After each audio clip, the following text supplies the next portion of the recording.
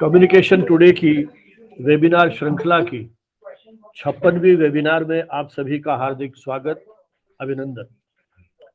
जैसा कि आप सभी को विदित है, लगभग 18 महीने पहले कम्युनिकेशन टुडे जयपुर से प्रकाशित मीडिया त्रैमासिक का एक छोटा सा प्रयास कोविड की चुनौतियों के बीच में वैचारिक विमर्श की इस परंपरा को किस तरह से कायम रखा जाए इस वैकल्पिक माध्यम से, उसी श्रृंखला में आज ये 56वीं वेबिनार यहाँ आयोजित की जा रही है, जिसका विषय है digital media production and youth.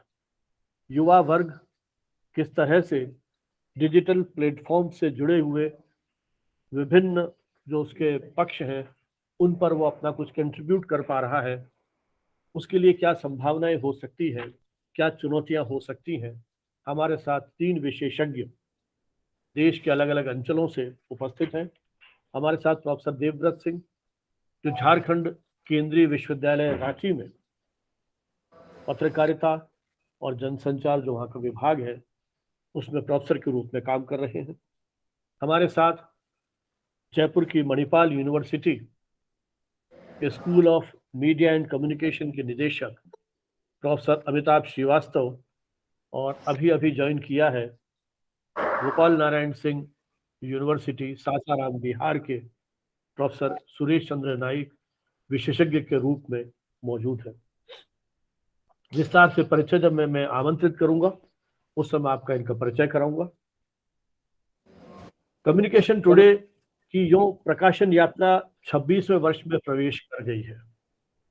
एक प्रयास कम्युनिकेशन टुडे ने किया, इस मैगजीन के माध्यम से हम मीडिया शिक्षा से जुड़े हुए शोधार्थियों, विद्यार्थियों, शिक्षकों के लिए एक ऐसा मंच स्थापित कर सकें जिसके माध्यम से वो अपने विचारों को राष्ट्रीय अंतर्राष्ट्रीय स्तर पर प्रकाशित करें।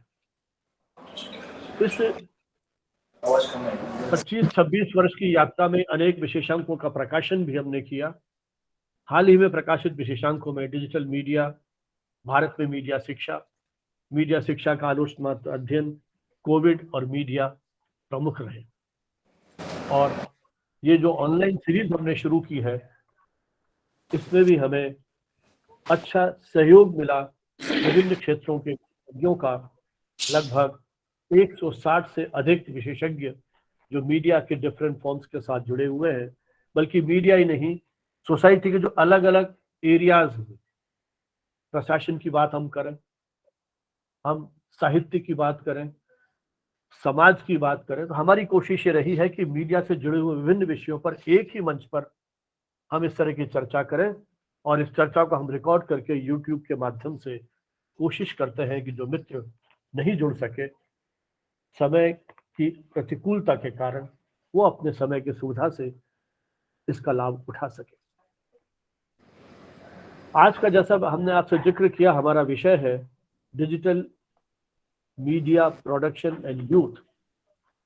वस्तुतः मुझे लगता है कि जो हमारे मानवीय इतिहास में समय समय पर कई क्रांतियां हुई हैं, कभी हमने उसे औद्योगिक क्रांति कहा, अलग अलग समय के अलग अलग दौर में कभी भूमंडलीकरण की बात की। मुझे लगता है ये जो सदी है, ये जो समय है, वो मानवीय इतिहास में डिजिटल क्रांति के रूप में याद किया जाएगा। मोबाइल तकनीक, डिजिटल मीडिया की टेक्नोलॉजी इतनी सस्ती और सर्वसुलभ है कि इसका उपयोग करके हमारे देश के युवाओं ने अपनी योग्यता और क्षमता को विभिन्न क्षेत्रों में प्रदर्शित किया है, और साथ ही सस्ती इंटरनेट सेवाओं ने इस तकनीक को और अधिक विस्तार दिया है। मुझे याद है जब मोबाइल टेक्नोलॉजी ने प्रवेश किया था, उस समय मोबाइल पे कॉल करने के लिए हमको मूल्य चुकाना पड़ता था, और हमारे जिन मित्रों के पास स्मार्टफोन तो नहीं थे, मोबाइल फोन जिस समय थे, जब हमारे घर पे बैठते थे वो नंबर देख करके हमारा लैंडलाइन फोन करते थे उससे, क्योंकि फोन रिसीव करेंगे तो पैसा देना पड़ेगा। तब कल्पना नहीं की थी कि हम आने वाले दौर में एक ऐसे युग में पहुंच जाएंगे जब ये पूरा का पूरा डिजिटल रिवॉल्यूशन हमारे जीवन को पूरी तरह से ग्रस्त कर लेगा। इस डिजिटल मीडिया ने हमारे जीवन में जाने कितने पक्षों को गहराई से प्रभावित किया है, सकारात्मक और नकारात्मक दृष्टि से। कौन सा ऐसा क्षेत्र है सॉफ्टवेयर निर्माण से लेकर के digital image, digital videos, digital data, video games, web pages, e books, e magazines, न जाने कितने ऐसे एरिया की हम बात करते हैं जहां लेखन से लेकर के वीडियो निर्माण, फोटोग्राफी, कमेंट्री, गीत संगीत, ऑनलाइन बिजनेस, ब्लॉग्स, गेम्स और फिर आपके यूट्यूब जैसे प्लेटफॉर्म जिनका स्लोगन ही यही है, ब्रॉडकास्ट योरसेल्फ। मुझे लगता है ये समय उन लोगों के लिए है जो रचनात्मक प्रतिभा के धनी है, जिनमें एक विशेष प्रकार की कल्पनाशीलता है और वो अपनी रचनात्मकता और कल्पनाशीलता के कारण उसे अभिव्यक्त करने में भी सक्षम है। शिक्षक के रूप में हमें देश के अलग अलग विश्वविद्यालयों में जाने का मौका मिलता रहता है। वहां किस तरह से हमारे युवक अपने इन वीडियोस के माध्यम से, अपने इन प्रयोगों के माध्यम से राष्ट्रीय अंतर्राष्ट्रीय स्तर पर अपनी पहचान बना रहे हैं।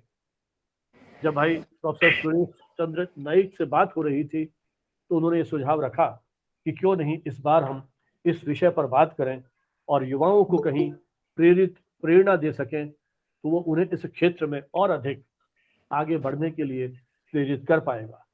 तो अब मुझे लगता है कि समय की नीड है मीडिया साक्षरता या मीडिया लिटरेसी। रेडियो, टीवी, समाचार पत्र जैसे परंपरागत माध्यम सब कुछ हमारे मोबाइल में प्रवेश कर गए हैं। जिस दौर में हम पहुंच गए हैं इन संभावनाओं को लेके आइए इस चर्चा की शुरुआत करते हैं प्रोफेसर अमिताभ श्रीवास्तव जी से। अमिताभ श्रीवास्तव जी 2 दशक से मीडिया शिक्षण प्रशिक्षण से जुड़े हुए हैं। मुख्य धारा के मीडिया में भी इनकी एक लंबी पारी रही है। दैनिक जागरण, अमर उजाला जैसे समाचार पत्रों के साथ आपने वहां महत्वपूर्ण पदों पर काम करते हुए प्रिंट का भी एक गहरा अनुभव प्राप्त किया। लखनऊ यूनिवर्सिटी से अपनी पीएचडी की उपाधि प्राप्त की। उसके पूर्व नेट की परीक्षा में भी आप उत्तीर्ण हुए। लेकिन चूंकि आप एक बहुआयामी व्यक्तित्व के धनी हैं, देश के अनेक प्रमुख संस्थानों, विशेषकर राष्ट्रीय नाट्य विद्यालय एनएसडी के नाम से जिसको हम जानते हैं, और विजिलिंग वुड्स मुंबई में सुभाष घई का जो एक फिल्म से जुड़ा हुआ इंस्टीट्यूट है, उसमें आपने थिएटर और स्क्रिप्ट राइटिंग के विशेष पाठ्यक्रम भी पूरे किए। यूनिवर्सिटी ऑफ साउथ वेल्स, वहाँ भी आपने विशेष प्रकार के कोर्सेज के माध्यम से स्टोरी टेलिंग और उससे जुड़े हुए विधाओं को सीखा। दूरदर्शन और अनेक निजी चैनल, विशेषकर ईटीवी और जीटीवी जैसे चैनल्स के ऊपर आपके अनेक धारावाहिकों का प्रकाशन हुआ।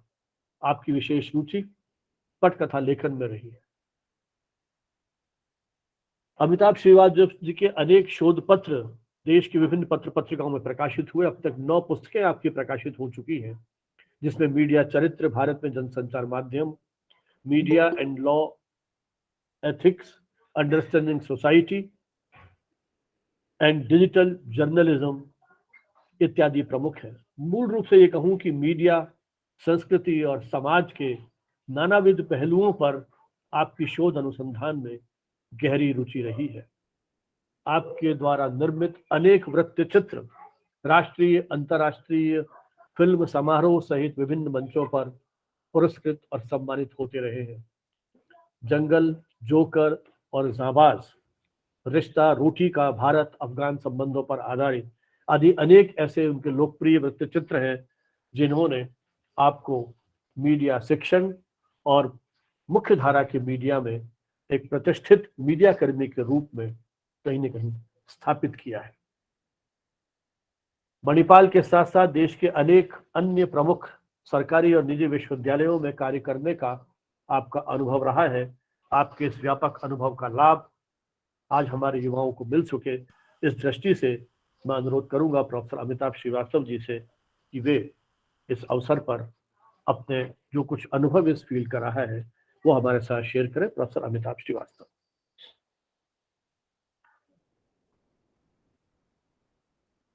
सर, माइक आपका। आभार सर। जी जी सर, ठीक है। सत्यभानावत सर, आदरणीय प्रोफेसर देवव्रत जी और प्रिय मित्र डॉक्टर सुरेश नाइक, वरिष्ठ जनों और प्रिय छात्रों, जब पत्रकारिता का शिखर पुरुष इतनी अच्छी अच्छी बातें आपके बारे में कहे तो वो सत्य हो न हो, सुखद अवश्य होती है। तो पहले तो आभार जो भी कुछ अर्जित किया, आप जैसे अग्रजों के मार्गदर्शन में, आप जैसे अग्रजों के स्नेह के कारण अर्जित हो सका। इसके लिए आभारी हूँ। और जैसा इस दृष्टि से नहीं कि मैं जो बात कह रहा हूँ वो शालीनतावश कहूँ, लेकिन वास्तविकता यही है कि बदलते समय में, खासतौर से डिजिटल मीडिया के युग में, वास्तव में आप प्रासंगिक बने रहें, इसके लिए आपका एक विद्यार्थी होना आवश्यक है, और हम लोग भी उस परंपरा को पालन करते हैं। क्षमा चाहूँगा, थोड़ा सा मैं इस समय हॉस्पिटल में हूँ, और इसलिए थोड़ा सा मैं कम समय में ही अपनी बात को करूँगा, क्योंकि आपका आदेश था और इतने प्रेम मित्रों और अग्रजों का सानिध्य का लोभ था, इसलिए मैं यहीं से अटेंड कर रहा हूँ सेशन। 2-3 बिंदुओं में मैं अपनी बात को कहना चाहूँगा। पहली चीज़ तो छात्रों के लिए कि जब हम डिजिटल मीडिया शब्द कहते हैं तो ये है क्या? डिजिटल टेक्नोलॉजी शायद वो टेक्नोलॉजी है जिसने प्रिंट, इलेक्ट्रॉनिक और वेब, इलेक्ट्रॉनिक भी कहें तो ऑडियो और वीडियो, सबके बीच की दूरी को काट दिया। और सरल शब्दों में कहें तो इसने हर चीज को करंट के रूप में, करंट की टेक्नोलॉजी के रूप में परिवर्तित कर दिया। आज हर सूचना, यानी आप अखबार बनाते हैं तो मूलतः हर अखबार 01, जिसको हम डिजिटल कहते हैं, उसमें कन्वर्ट हो जाता है।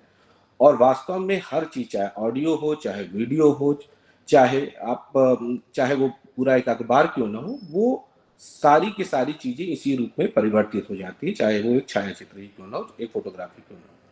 इसी तरह पूरी फिल्म डिजिटल है।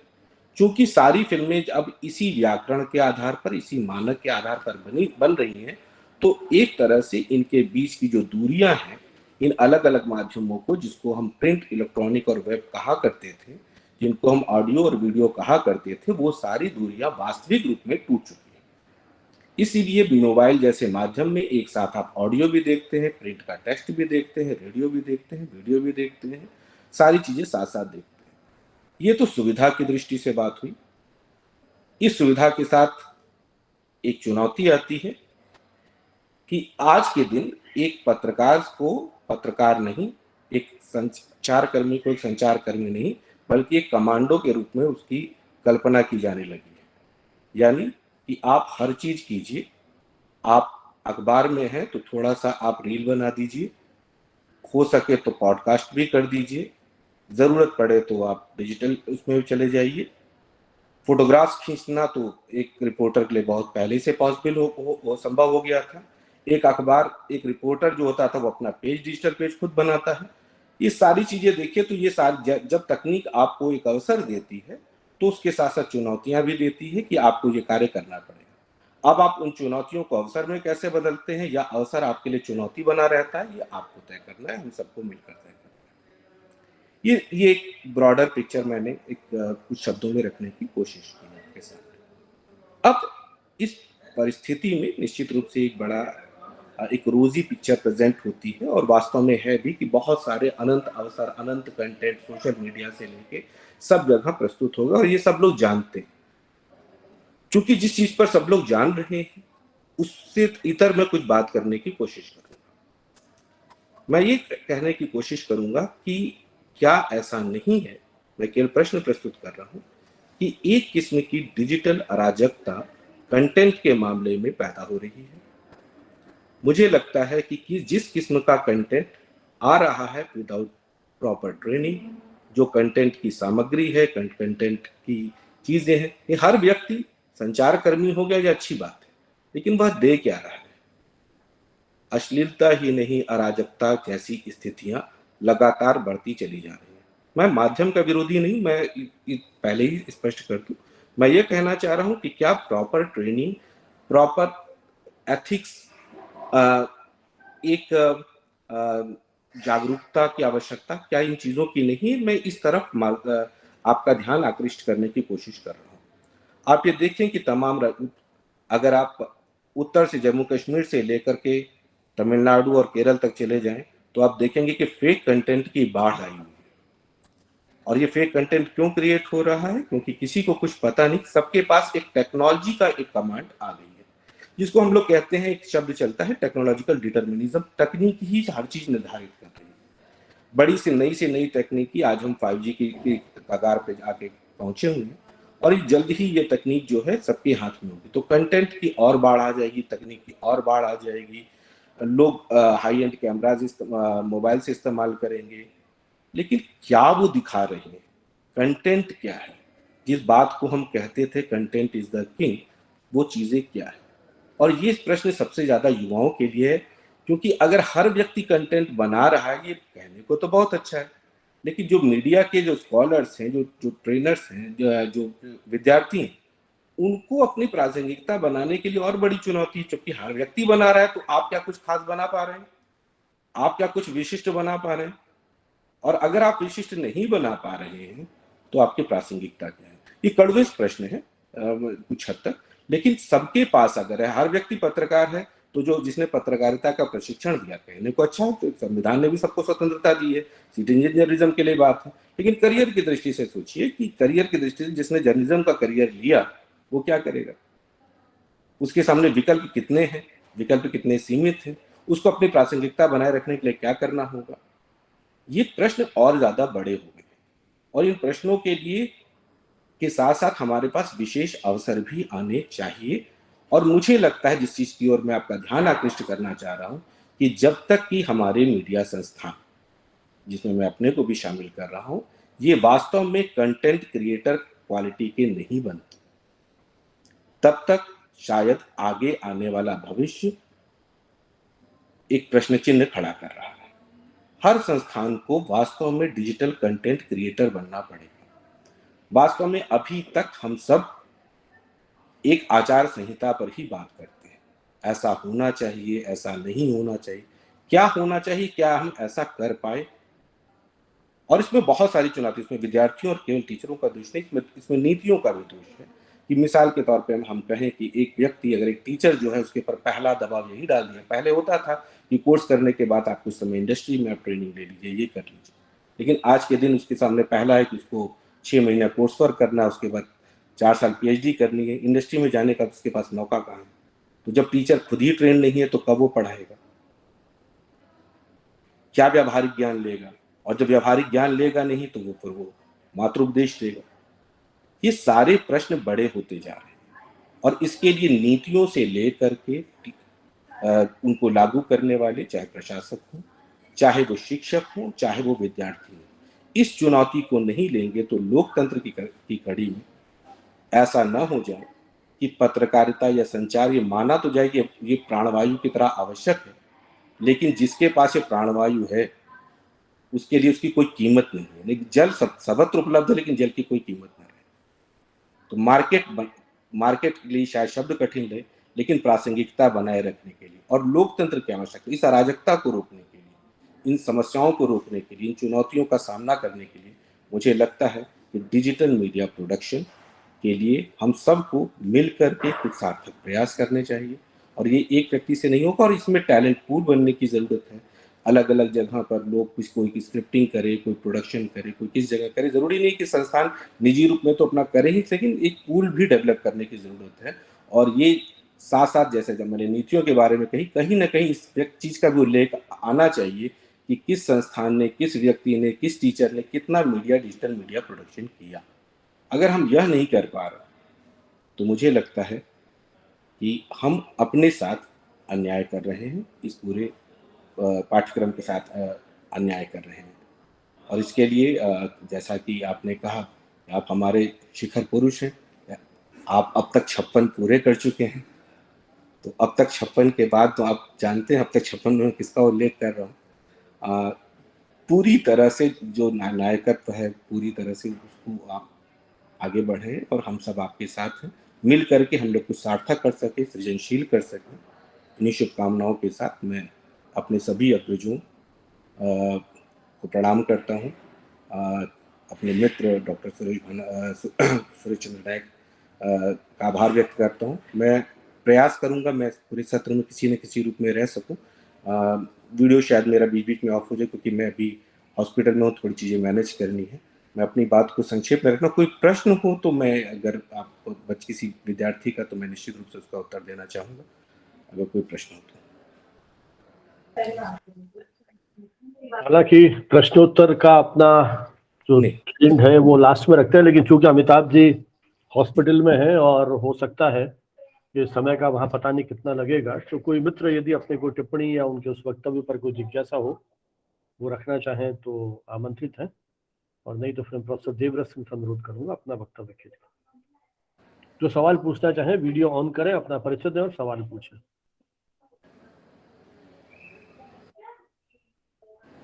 मुझे लगता है अमिताभ जी कोई सवाल है नहीं शायद अभी, तो कुछ और आभार। बात की तो हो सकता है लास्ट में आते आते आए। तो हमारे साथ दो विशेषज्ञ हैं और जी, संयोगवश आप भी यदि उपस्थित रहते हैं तो अपन उस चर्चा को आगे बढ़ाएंगे।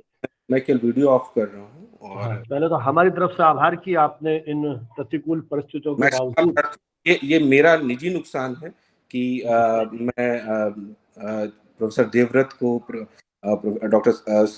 प्रोफेसर नाइक को अभी इस सत्र में सुनने से वंचित रह रहा हूँ। फिर भी मैं कोशिश कर रहा हूँ कि मैं किसी न किसी तरीके से इनको जितना भी हो सके बीच में मैं निश्चित रूप से सुनता जी रहूँ। जी, तो आभार। आपने डिजिटल मीडिया के उस अवधारणा को डिस्कस करते हुए डिजिटल क्षेत्र में जिस तरह से एक अराजकता और अश्लीलता का प्रसार हो रहा है उस पर चिंता प्रकट करते हुए कुछ महत्वपूर्ण व्यावहारिक सुझाव भी दिए, और इसमें शैक्षणिक संस्थानों की क्या भूमिका हो सकती है। हर व्यक्ति संचार कर्मी हो रहा है, लेकिन उसके साथ किस तरह की चुनौतियां हैं, और आपने स्वयं इस बात को रेखांकित किया कि जब चुनौतियां आती हैं तो वो नए अवसरों के साथ साथ अनेक खतरे भी लेकर के आती हैं। तो इन्हीं खतरों के बीच, इन्हीं चुनौतियों के बीच हमारा ये युवा जो आने वाले दौर में, क्योंकि अभी तो हम 3G 4G तक की बात कर रहे थे, 5G के लाइसेंस मिल गए हैं, अभी तो पता नहीं हम लोग कहाँ पहुंचेंगे। और जिस तरह से मीडिया के क्षेत्र में कृत्रिम बौद्धिकता, आर्टिफिशियल इंटेलिजेंस का प्रवेश हुआ है, इसने तो न जाने कितने और मार्ग हमारे सामने खोल दिए हैं। तो आने वाले दौर में किस तरह की संभावनाएं होंगी, मुझे लगता है कि इस पर न सिर्फ मीडिया कर्मियों को बल्कि समाज वैज्ञानिकों को भी निरंतर कहीं ना कहीं शोध अनुसंधान करता रहना पड़ेगा, ताकि वो भविष्य की संभावनाओं के बारे में, उनके प्रभावों के बारे में और अधिक प्रभावी ढंग से निष्कर्ष निकाल सके। इसलिए मैं आमंत्रित करता हूँ प्रोफेसर देवव्रत सिंह को। देवव्रत जी इस समय झारखंड केंद्रीय विश्वविद्यालय में पत्रकारिता एवं जनसंचार का जो उनका स्कूल है उसमें प्रोफेसर के पद पर काम कर रहे हैं। उस विभाग के डीन और अध्यक्ष के रूप में भी आप लंबे समय तक जुड़े रहे। आपके निर्देशन में अनेक विद्यार्थियों ने न सिर्फ अपने लघु शोध प्रबंध प्रस्तुत किए बल्कि पीएचडी के लिए भी अपने शोध प्रबंध प्रस्तुत किए हैं। लगभग 6 विद्यार्थी आपके निर्देशन में अभी शोध कार्य कर रहे हैं।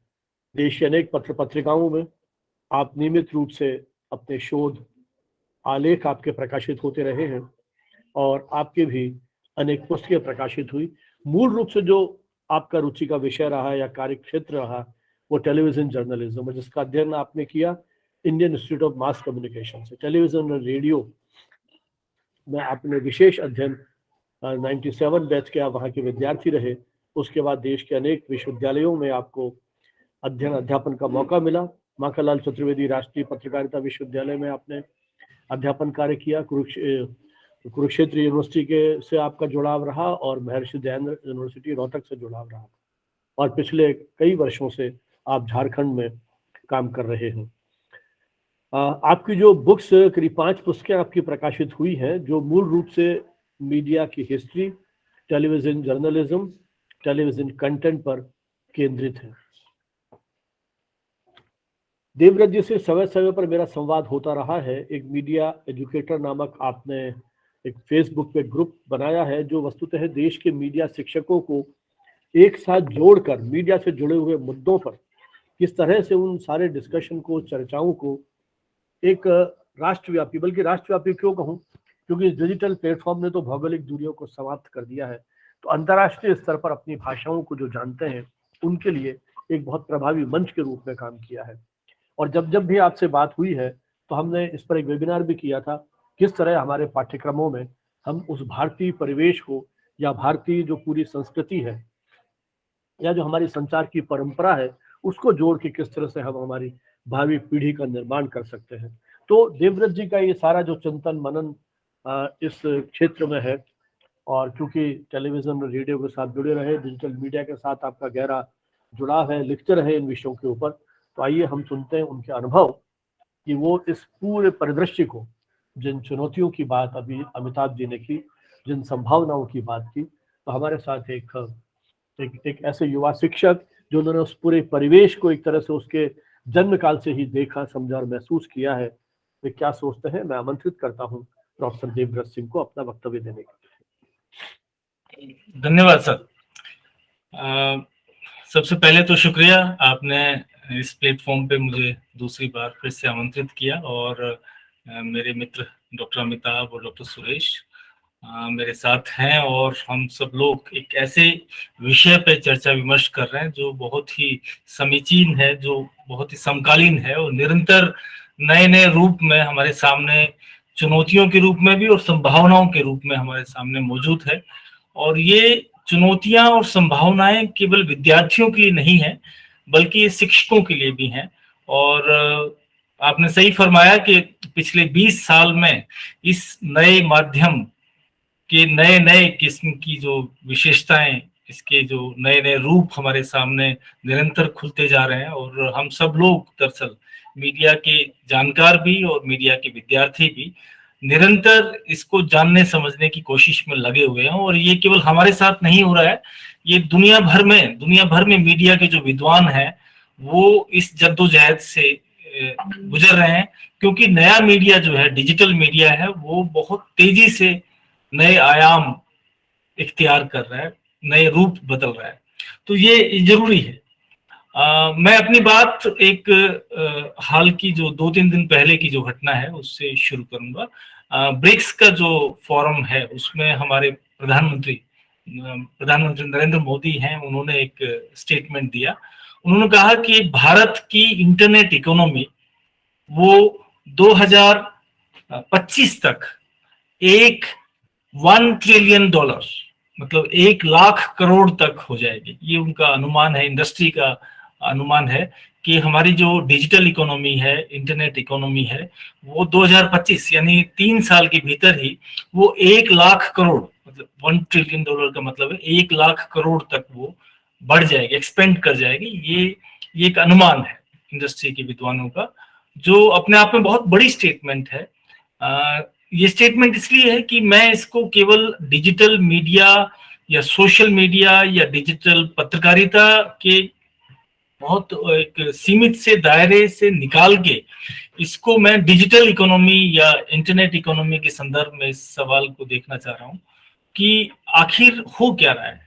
ये चर्चा पुरानी हो चुकी है आज से 5 साल 10 साल पहले, कि नया मीडिया आ गया है, डिजिटल मीडिया आ गया है, पत्रकारिता में बदलाव आ रहे हैं और हमें ये करना चाहिए, वो करना चाहिए। दरअसल चीजें आ गई हैं, और अब ये किस तरीके से नए आयाम में हमारे सामने पेश है और हमारी तैयारी क्या है इसके लिए, हम भविष्य की क्या चुनौतियों के साथ हम कैसे पेश आएंगे, ये है सवाल सबसे बड़ा। और ये जो इंटरनेट इकोनॉमी जिसकी मैं बात कर रहा हूँ, ये इसके अंदर बहुत सारी चीजें शामिल है। ये पूरा का पूरा जो इंटरनेट बिजनेस है, हेल्थ सेक्टर है, एजुकेशन सेक्टर है, न्यूज का सेक्टर है, एंटरटेनमेंट का सेक्टर है, ये सारा उसमें शामिल है, ये सारा उसमें शामिल है। और देखते देखते पिछले 10 साल में हमारा पूरा जीने का जो तरीका है, जीवन का तरीका है, वो इसने बदल के रख दिया। मैं अभी दूर दराज सिक्किम के कुछ गांवों में होके आया, लाचुंग और लाचीन तक। वहां मैं देख के हैरान था कि छोटी छोटी दुकानों पे QR कोड चिपके हुए थे, और लोग जो है मोबाइल से फटाफट QR कोड के जरिए, पेटीएम के थ्रू, पे फोन के जरिए, गूगल पे के जरिए पेमेंट कर रहा है। ये बड़ी हैरानी की बात थी कि कैसे कैसे हमारे ATM कार्ड्स जो हैं उन्होंने हमारा लेन देन का तरीका बदला, और अब ATM कार्ड से गूगल पे पे शिफ्ट कर दिया हम लोग। और बड़ा मतलब शानदार अनुभव है वो, उसमें ना खुले के झंझट है, ना कैश गुम होने का झंझट है। तो किस तरीके से इंटरनेट इकोनॉमी रातों रात नीचे नीचे फैल रही है। यदि आप आंकड़े देखें तो हमारा जो ऑनलाइन ट्रांजैक्शन है बिजनेस का या पेमेंट का, वो दुनिया में बहुत आगे चला गया, और ये बहुत कम समय में हुआ। मुश्किल से 2-3 सालों में शुरू हुआ और लोगों ने धड़ाधड़ जो है स्मार्टफोन्स में मोबाइल ऐप डाउनलोड कर लिए हैं और वो उसका इस्तेमाल कर रहे हैं। एक छोटा सा उदाहरण है कि किस तरीके से डिजिटल इकोनॉमी या इंटरनेट इकोनॉमी अपने पैर पसार रही है। 2-3 बातें हैं जिनको हमें समझना भी चाहिए और जिस पे थोड़ा सा अध्ययन करना चाहिए हम लोगों को। एक तो ये है कि इंटरनेट ऑफ थिंग्स जो है, मतलब इंटरनेट अब केवल मोबाइल फोन और लैपटॉप में नहीं होगा। इंटरनेट का कनेक्शन, इंटरनेट हमारे हर होम अप्लायंस में जुड़ जाएगा। हमारा जो एसी है, हमारी जो कार है, आपको पता है इंटरनेट कनेक्टेड कार आ गई है। हमारे जो टेलीविजन है वो इंटरनेट से कनेक्ट हो गए। हमारी वॉशिंग मशीन, हमारा एसी, हमारा जो ओवन है, हमारा हर गैजेट, एक्चुअली हमारा हर गैजेट जो घर का है वो इंटरनेट से कनेक्ट हो जाएगा। और ये हो चुका है यूरोप में, इंटरनेट ऑफ थिंग्स इसको कहा जाता है। तो अगली जो एक बड़ी क्रांति है इंटरनेट ऑफ थिंग्स होने वाली है, जब सारे डिवाइसेस इंटरनेट से कनेक्ट हो जाएंगे और आप घर जाने से पहले ही, ऐसा हो सकता है कि आप आधे घंटे पहले ही अपने एसी को घर मोबाइल फोन से ऑन कर दें कि आप घर में घुसे तो टेम्परेचर चाहिए, कितने डिग्री का टेम्परेचर चाहिए। आप अपनी कार को इंटरनेट से स्टार्ट कर सकते हैं, कहीं से आप उसको ट्रैक कर सकते हैं कुछ। दूसरी एक बड़ी घटना जो होने वाली है वो है artificial intelligence. Dayanand ji mute कर लीजिए अपने आप को। दूसरी एक बड़ी घटना है आर्टिफिशियल इंटेलिजेंस, एआई। एआई जो है जीवन के और इंटरनेट और डिजिटल युग में सारी चीजों को एकदम निरंतर तेजी से बदल के रख रही है। वो उसमें न्यूज का सारा मामला भी शामिल है, तो बाकी सब चीजें हैं। और एआई का जो अनुभव है, बहुत ही छोटा उदाहरण मैं अक्सर क्लास में देता हूँ कि मोबाइल की कैमरों में भी एआई की फैसिलिटी आ गई है कि आप जैसे ही आप मोबाइल से किसी का फोटो खींचेंगे और वो चेहरा पोर्ट्रेट मोड में ऑटोमेटिकली चला जाता है। वो जैसे ही चेहरा देखता है और आपका कैमरा बाय डिफॉल्ट, उसकी प्रोग्रामिंग इस तरीके से एआई के जरिए कि वो पोर्ट्रेट मोड में चला जाता है और एक खास किस्म की सेटिंग से वो फोटो आपका खींचा जाता है। तो हर चीज एआई से गवर्न है, एल्गोरिदम फिक्स है। और ऑनलाइन जो आप कर रहे हैं, एआई यहाँ तक असर डालने वाली है कि किस तरीके से हम न्यूज की फ्रेमिंग कर रहे हैं ऑनलाइन, और हमारी जो पूरी गतिविधियां हैं वो किस तरीके से चल रही हैं। तो वो एक बड़ी क्रांति है जिसके बारे में हम लोगों को पढ़ना चाहिए, जानना चाहिए। और तीसरी एक बड़ी घटना है मेटावर्स की। मेटावर्स जिस तरीके से रिलीज कर दिया है फेसबुक ने पिछले दिनों, जो मार्क जुकरबर्ग ने रिलीज किया, बाद में दूसरी कंपनियों ने भी अपने हाइपर वर्ल्ड जो हैं उनको लॉन्च करने की तैयारी कर दी। उसमें माइक्रोसॉफ्ट भी शामिल है, उसमें इंटेल भी उस पर प्लान कर रहा है या एप्पल भी प्लान कर रहा है। तो बहुत जल्दी ही एक वेब 3 की बात चल रही है। वेब 2 से हम आगे शिफ्ट कर रहे हैं वेब 3, जिसके अंदर वर्चुअल एक्सपीरियंस की बात होगी। एक नई जनरेशन का इंटरनेट होगा और वो एक एक्सपीरियंशियल, एक इमर्सिव इंटरनेट है जिसमें म्यूजिक एंटरटेनमेंट भी है, जिसमें मीटिंग्स भी हैं, मार्केटिंग भी है, और लोग वर्चुअल प्रॉपर्टी उसमें परचेज कर रहे हैं। और मेटावर्स उसका एक उदाहरण है। दूसरी कंपनियां भी वो उस तरीके का होराइजन लॉन्च करेंगी।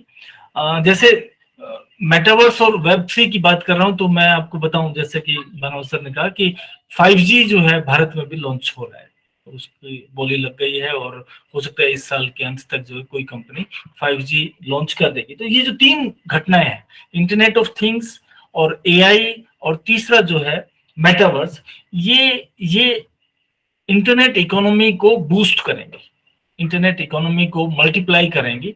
और ऐसे में हमारे सामने जो यूथ की बात है, नई जनरेशन की बात है, वो पहले से बड़ा उसमें रुचि है यूथ की।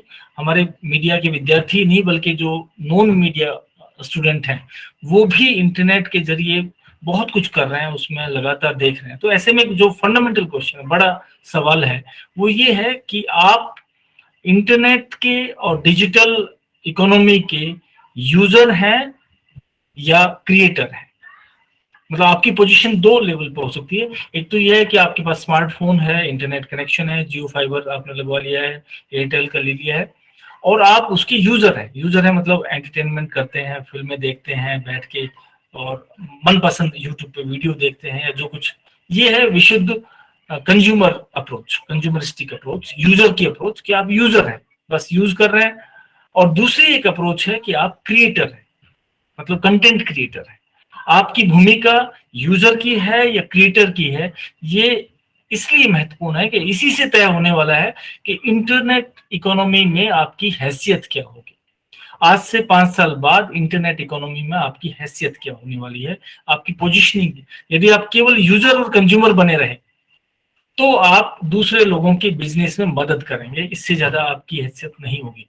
लेकिन यदि आप क्रिएटर हैं, क्रिएटर किसी भी लेवल पे हो सकते हैं, यदि आप क्रिएटर बनते हैं, आज एक छोटे इंडिपेंडेंट क्रिएटर बनते हैं, आप इंडिपेंडेंट यूट्यूब क्रिएटर बनते हैं या फिर सोशल मीडिया इन्फ्लुएंसर बनते हैं, इंस्टाग्राम पे हो, फेसबुक पे हो या फिर ट्विटर पे हो, यूट्यूब पे हो, तो फिर एक अलग किस्म की पोजीशनिंग आपकी होने वाली है।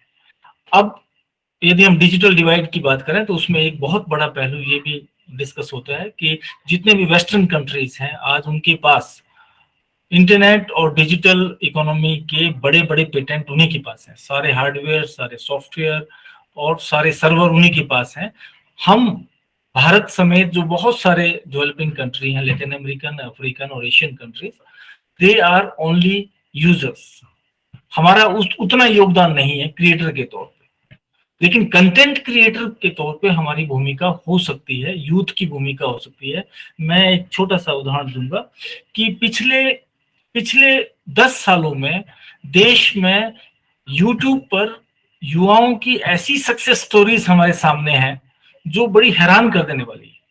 यदि आप कैरी मनातू का लें नाम, कैरी मनाती का जो यूट्यूब चैनल है उसके इस समय 3.5 करोड़ सब्सक्राइबर है और वो देश का नंबर वन यूट्यूबर है।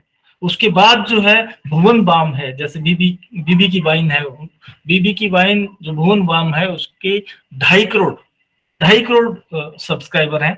अमित भड़ाना जो एक साधारण सा लड़का, मतलब हरियाणा का, उसके 2.3 करोड़ सब्सक्राइबर है। अब देखिए, अभी राजस्थान से तेजी से उभरा है जो the Indian mister Indian hacker, जो कुछ किस्म करके, और बड़ा पॉपुलर है यूट्यूबर।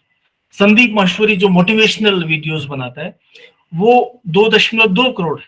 निशा मधुरी का बहुत ही शानदार एक सक्सेस स्टोरी है, एक लेडी जो 55 साल की उम्र में, जिन्होंने 10 साल पहले अपना घर में खाना बनाने का एक यूट्यूब चैनल चलाया और आज वो देश के जो टॉप 10 यूट्यूबर्स हैं, निशा मधुलिका उनमें से एक है। लगभग 1.5 करोड़ सब्सक्राइबर हैं। और उसके बाद निशा मधुलिका के बाद जो है सैकड़ों दूसरी महिलाएं गांव देहात की और शहरों की, उन्होंने अपने यूट्यूब चैनल चलाए। वो एक आदर्श बन गई निशा मधुलिका उनके लिए। तो ये जो क्रिएटर्स हैं, जैसे टेक्निकल गुरु जी गौरव चौधरी, वो भी मतलब, और ये आशीष चंचलानी है और ढेर सारे नाम हैं। तो आप सर्च कर सकते हैं कि इंडिया टॉप 10 यूट्यूबर, तो आपको पता चल जाएगा उनके बारे में डिटेल। ये वो यूट्यूबर हैं जिन्होंने यूट्यूब को आधार बना के उसको काम किया, कॉन्स्टेंटली काम किया, नया कंटेंट दिया, सब्सक्राइबर बढ़ाए, मोनेटाइजेशन हुआ, आज वो पैसा कमा रहे हैं। ये कहानी है उनकी।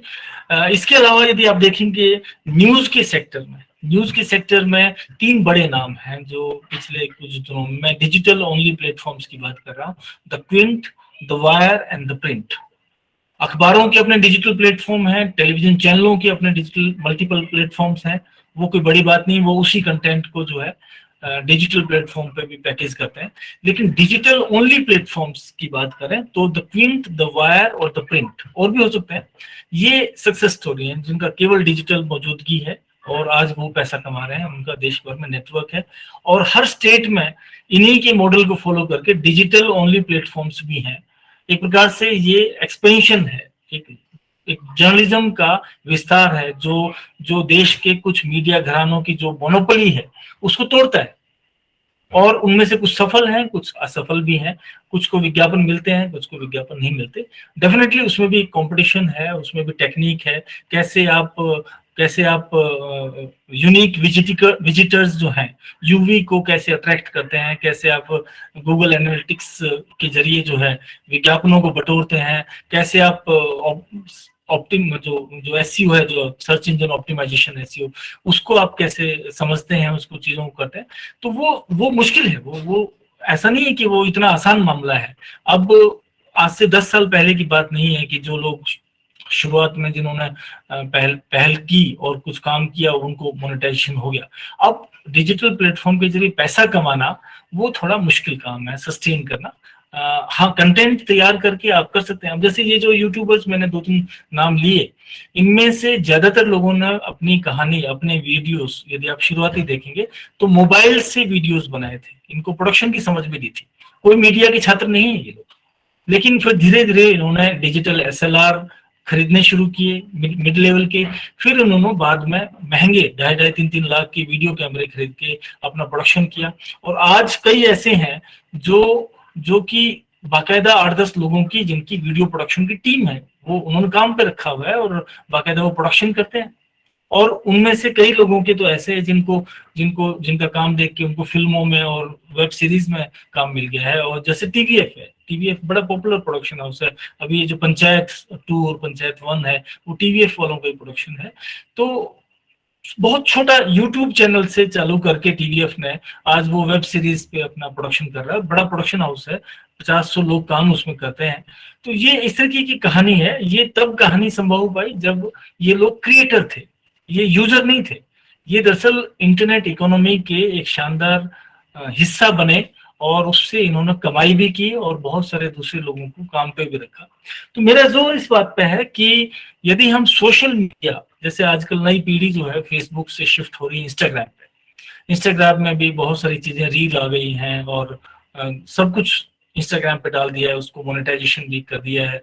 तो आप उस प्लेटफॉर्म के जरिए अपनी मौजूदगी मार्केट में दिखा के और दूसरा काम, बहुत सारे लोग ऐसे हैं, जैसे अभी रिसेंट है KG2, जो एक लड़का 19 साल का लड़का कुलकर्णी जो है, KGF2 जो पॉपुलर फिल्म है, KGF2 का एडिटर है, वीडियो एडिटर, 19 साल का लड़का है।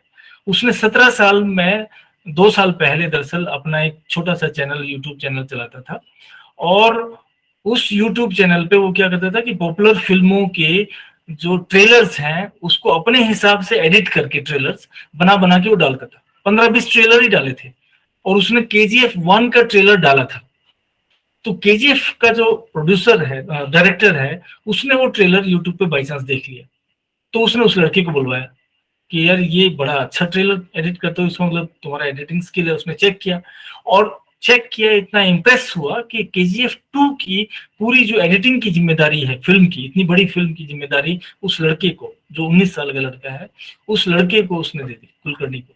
और उसका जो है पूरी इंडस्ट्री में नाम है। तो ये इस तरीके की बड़ी अविश्वसनीय सी कहानियां हैं जो ये सोशल मीडिया प्लेटफॉर्म संभव बनाती हैं। और ये हुआ तभी जो लोग क्रिएटर हैं, जो उस टेक्नोलॉजी को, उस तकनीक को समझ के, उसको उसमें महारत हासिल करके, उसकी बारीकियों को समझ के, वो उसके जरिए अपना काम उन्होंने मार्केट में दिखाया, लोगों को दिखाया, अपनी जो यूनिक जो एबिलिटी है उसको सबके सामने रखा और उससे उन्होंने लोहा मनवाया अपनी काबिलियत का।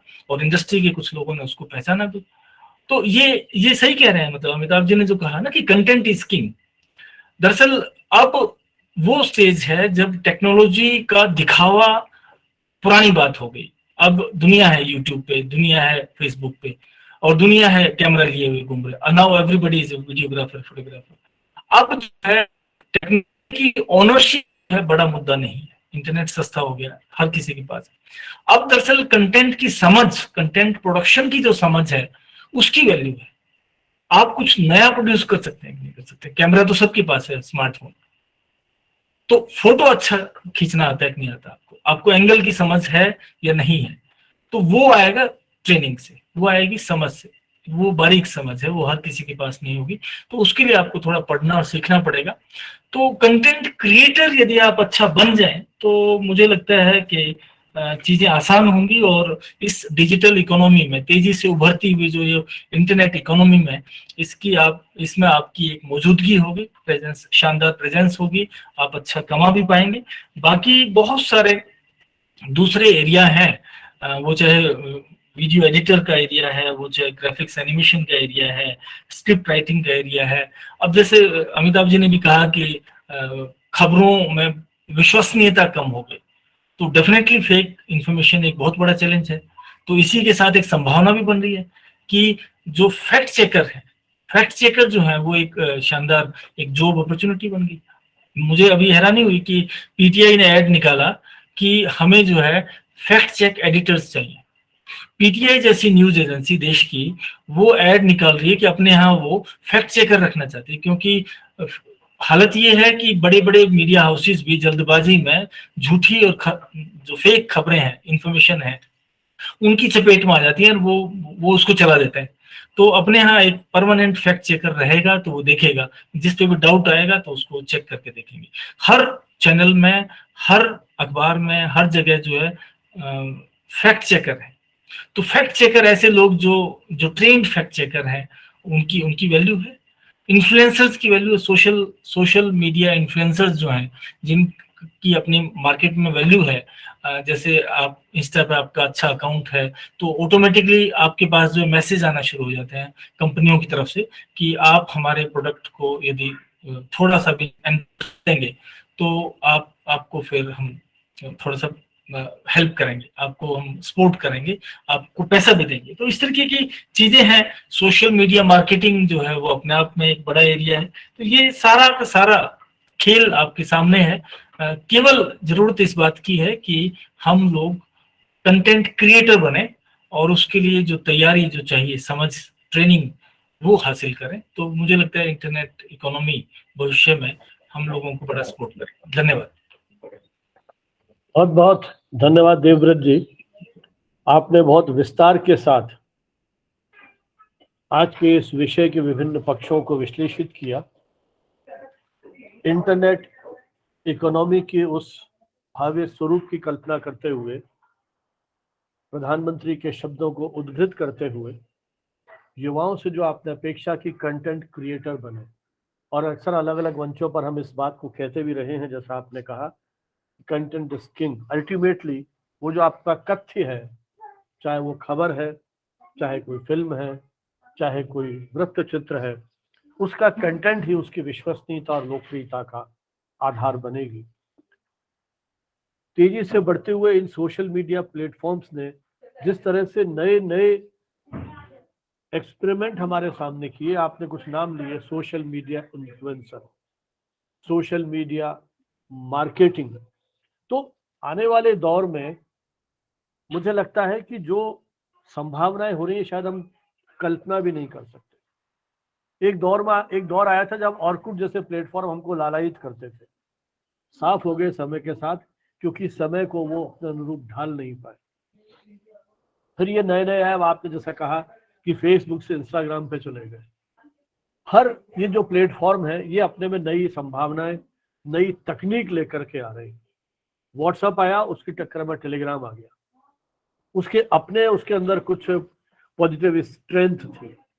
और यूट्यूब, आपने सही कहा कि हर व्यक्ति को अपनी क्रिएटिविटी को प्रदर्शित करने का, आज हालांकि अमिताभ जी ने बात उठाई थी ट्रेनिंग की, लेकिन कभी कभी मुझे लगता है वो ट्रेनिंग और वो तो जरूरी है, क्योंकि जर्नलिज्म भी एक प्रोफेशन है, प्रोफेशन के रूप में हम लोग इसको मानते हैं, तो उसमें तो कोई डिनाई हम नहीं कर सकते। लेकिन कभी मुझे लगता है कि जिसने फॉर्मल ट्रेनिंग नहीं ली है, लेकिन वो भी हजारों मील दूर कहीं बैठा हुआ कोई व्यक्ति, जो शायद अपनी बात पब्लिकली कहने में कहीं हिचकता है, या मुख्य धारा का मीडिया उसको प्राथमिकता नहीं देता है, तो आज उसके पास ये बहुत सस्ती टेक्नोलॉजी है, जहां वो अपने ब्लॉग के माध्यम से, अपने यूट्यूब जैसे प्लेटफॉर्म्स के माध्यम से, या फेसबुक, इंस्टाग्राम या जो भी इस तरह के प्लेटफॉर्म्स हैं, इनके माध्यम से वो पूरी देश दुनिया को एड्रेस कर सकता है। वो ट्विटर जैसे माध्यमों से प्रधानमंत्री से सवाल पूछ सकता है, राष्ट्रपति से सवाल पूछ सकता है, मुख्यमंत्री को अपनी पीड़ा से अवगत करा सकता है। तो जिस तरह से मुझे लगता है कि जिस हम बदलाव की अपेक्षा करते हैं, कहीं युवा, वो सही है कि उनकी जो संप्रेषण कौशल है वो यदि प्रभावी नहीं होगा तो भले ही कितनी बड़ी तकनीक आ जाए, लेकिन दूसरी ओर आजादी से पहले तकनीक नहीं थी हमारे पास, तकनीक बहुत सीमित थी, साक्षरता बहुत सीमित थी, लेकिन वो उस समय के जो पत्रकार थे, उस समय के जो कम्युनिकेटर थे, उन्होंने किस तरीके से पूरे देश में विचार को जागृत किया था, वो अपने आप में एक उदाहरण है। दयानंद जी, आपने ये म्यूजिक लगा दिया है, व्यवधान उपस्थित करेगा, थोड़ा सा इसको आप एक उनको म्यूट कर देता है। तो मुझे लग रहा है कि तकनीक और व्यक्ति के विचार ये भी कहीं ना कहीं साथ साथ चलेंगे। लेकिन अब तो ये प्रयोग भी हो रहे हैं, जिस आर्टिफिशियल इंटेलिजेंस की बात अभी देवव्रत जी कर रहे थे, अभी कुछ दिन पहले मैंने पढ़ा कि अब तो उस मशीन में भी भावनाओं का संचार कर दिया जाएगा। आखिर ये इंसान ही तो है, किस तरह के सॉफ्टवेयर बना रहा है। आपने कहा कि चित्र आते ही वो मशीन अपने आप अपने को ढाल लेती है, और मैंने कई बार इस बात को उठाया कि कल ऐसा भी टेक्निक आएगी जब मैं देवव्रत जी का फोटो खींचूंगा, देवव्रत जी मेरा फोटो खींचेंगे, तो हम क्या सोच रहे हैं उस क्षण विशेष में उसको भी ट्रांसलेट कर लेंगे। वो समय तो मुझे लगता है बड़ा खतरनाक होगा। इसीलिए समाज वैज्ञानिकों की भी उस समय आवश्यकता रहेगी। तो इस सारे दौर में, जैसा मैंने आपको प्रारंभ में बताया था, कि इस विषय की मूल परिकल्पना करने में जब भाई सुरेश चंद्र नायक जी से बात हो रही थी, उनका विशेष योगदान रहा, उनका सुझाव रहा कि इस बार हम इस विषय पर बात करते हैं। तो सुरेश चंद्र नायक जी से मेरा बहुत पुराना संवाद है। जब वो मानव रचना यूनिवर्सिटी फरीदाबाद में जर्नलिज्म मास कम्युनिकेशन डिपार्टमेंट को हेड करते थे, उस समय 2-3 बार इनके अकादमिक आयोजनों में जाने का मुझे मौका मिला, और वहां से जो सिलसिला शुरू हुआ वो आगे भी चलता रहा, और कई मंचों पर हमने साथ साथ एक तरह से इस तरह के आयोजनों में सहभागिता की। बहुत लंबी पारी आपने खेली मीडिया शिक्षण की, एमिटी यूनिवर्सिटी वहाँ आपने मास कॉम का डिपार्टमेंट के नए कोर्सेज को प्लान करना, इनोवेटिव एक्सपेरिमेंट करना, उसकी पूरी लीडरशिप करना, इसमें इनका एक बहुत बड़ा योगदान रहा है।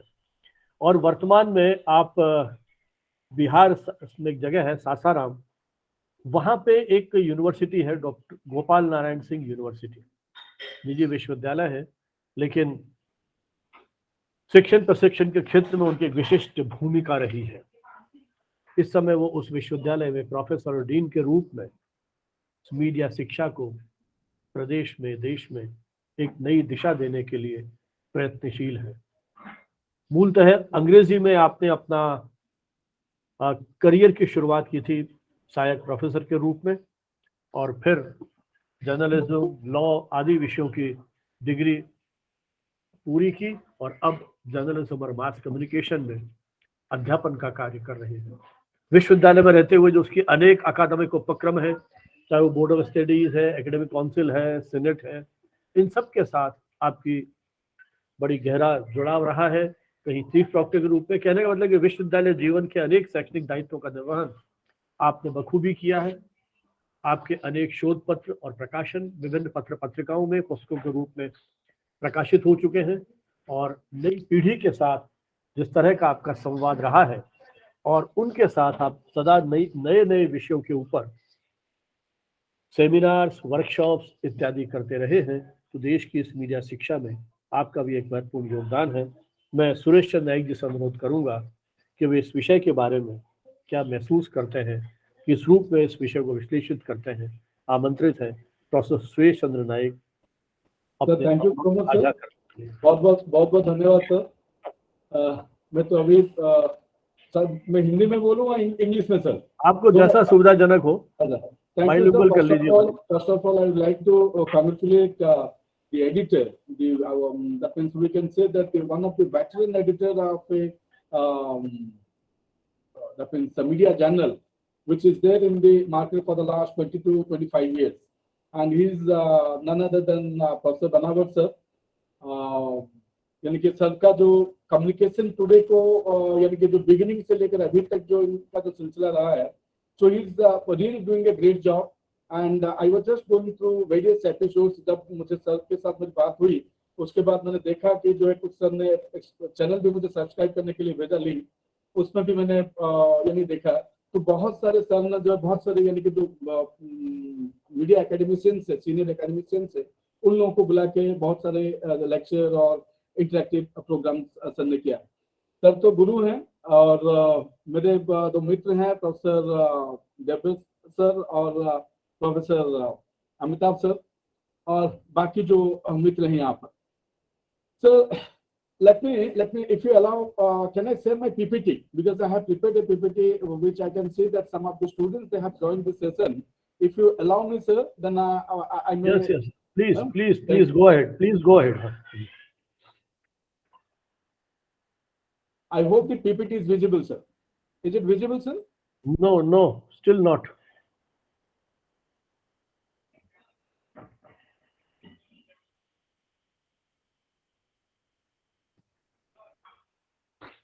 Just give me 1 minute, sir.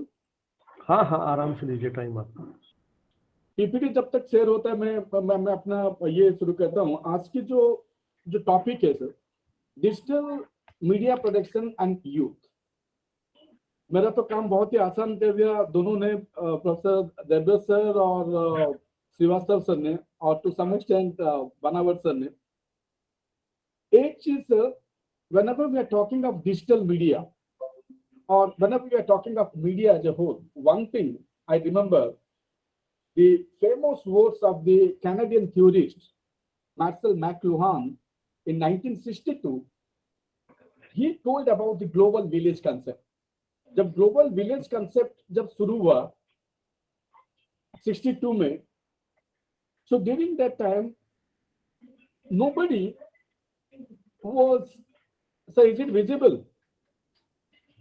Know still not. उसमें लग रहा है टेक्निकल। आप कहाँ से कर रहे हैं ये? इसमें जो मोर ऑप्शंस है, 3 डॉट दिख रहे हैं, उस पे जाइए आप। 3 डॉट में ही गया सर, मैं 3 डॉट में ही। नहीं सॉरी, ये है जो हाथ का निशान दिख रहा है ना, नहीं इस पे भी नहीं होगा। ये एरो का निशान है जहाँ लिखा है प्रेजेंट नाउ। प्रेजेंट नाउ पे फिर जब करेंगे तब होना चाहिए जहां तक। तो ठीक है सर, कोई बात नहीं सर, ये शायद टेक्निकल इश्यूज है। लेट मी मैं अपने बातों को रख रहा हूँ। तो कैनेडियन थ्योरिस्ट मार्सल मैक्लूहन ने जब कहा 62 में, the whole world is going to be global village and communication is going to become more easier than ever before. तो 62 में लोगों को लगता था कि जो है कम्युनिकेशन जो है, यानी कि एक दूसरे के साथ जो संबंध है या जो रिलेशनशिप जो है वो यानी कि पॉसिबल नहीं है, ये हो नहीं सकता। But now in 2022 you can see that there is a huge change. Now we can establish the relationship within fraction of seconds. बहुत ही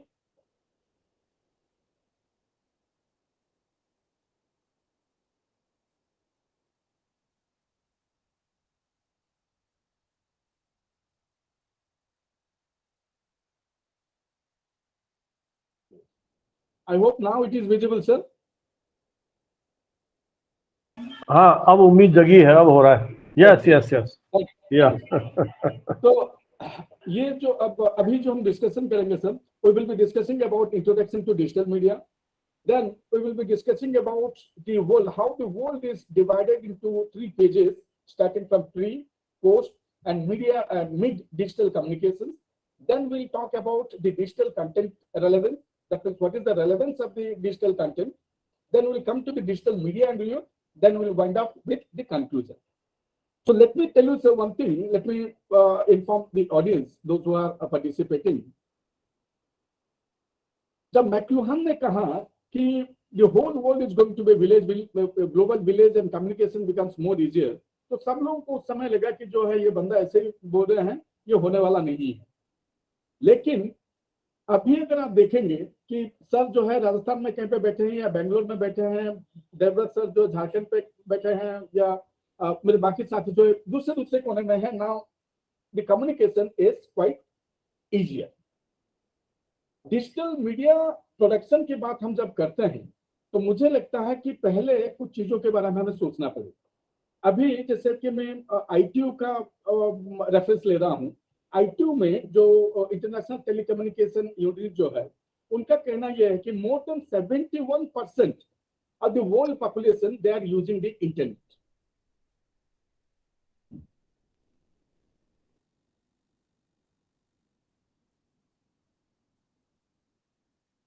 More than 70% of the Indian youth, the world population, the world youth, they have been using the internet like anything.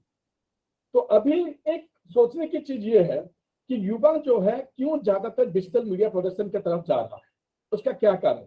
जैसे Devvrat sir भी कह रहे थे कि जो आज के डेट में यूट्यूबर जो है, यूट्यूबर काफी हिट यानी कि पैसा भी कमा रहे हैं, वो चाहे सोशल मीडिया इन्फ्लुएंसर से। पहले आप अगर देखेंगे, पहले हम लोग क्या करते थे कि अमिताभ बच्चन को लेना पड़ता था, कपिल देव को लेना पड़ता था, सलमान खान को लेना पड़ता था, या कैटरीना कैफ को लेना पड़ता था आपको अगर कोई विज्ञापन अगर चलाना। लेकिन आज के डेट में you just imagine the power of the youth, the power of the digital media, that now the social media influencers they have reached. आज के डेट में यानी कि जो सोशल मीडिया इन्फ्लुएंसर्स है उनके जो है ज्यादा से ज्यादा यानी कि आ गए हैं। अभी जो है कोई स्टार को कोई ढूंढ नहीं रहा या स्पोर्ट्स स्टार को भी नहीं ढूंढ रहा, वो सोशल मीडिया इन्फ्लुएंसर से भी उसका काम हो रहा। तो डिजिटल मीडिया प्रोडक्शन में आप अगर जो प्री डिजिटल, पोस्ट डिजिटल और मिड डिजिटल में, तो प्री डिजिटल क्या है? Media took an tangible form where technologies coexisted but rarely integrated. Retail was either done in store or online. उस समय क्या था कि रिटेल जो है दोनों प्री डिजिटल में ऑनलाइन भी होता था और स्टोर में होता था।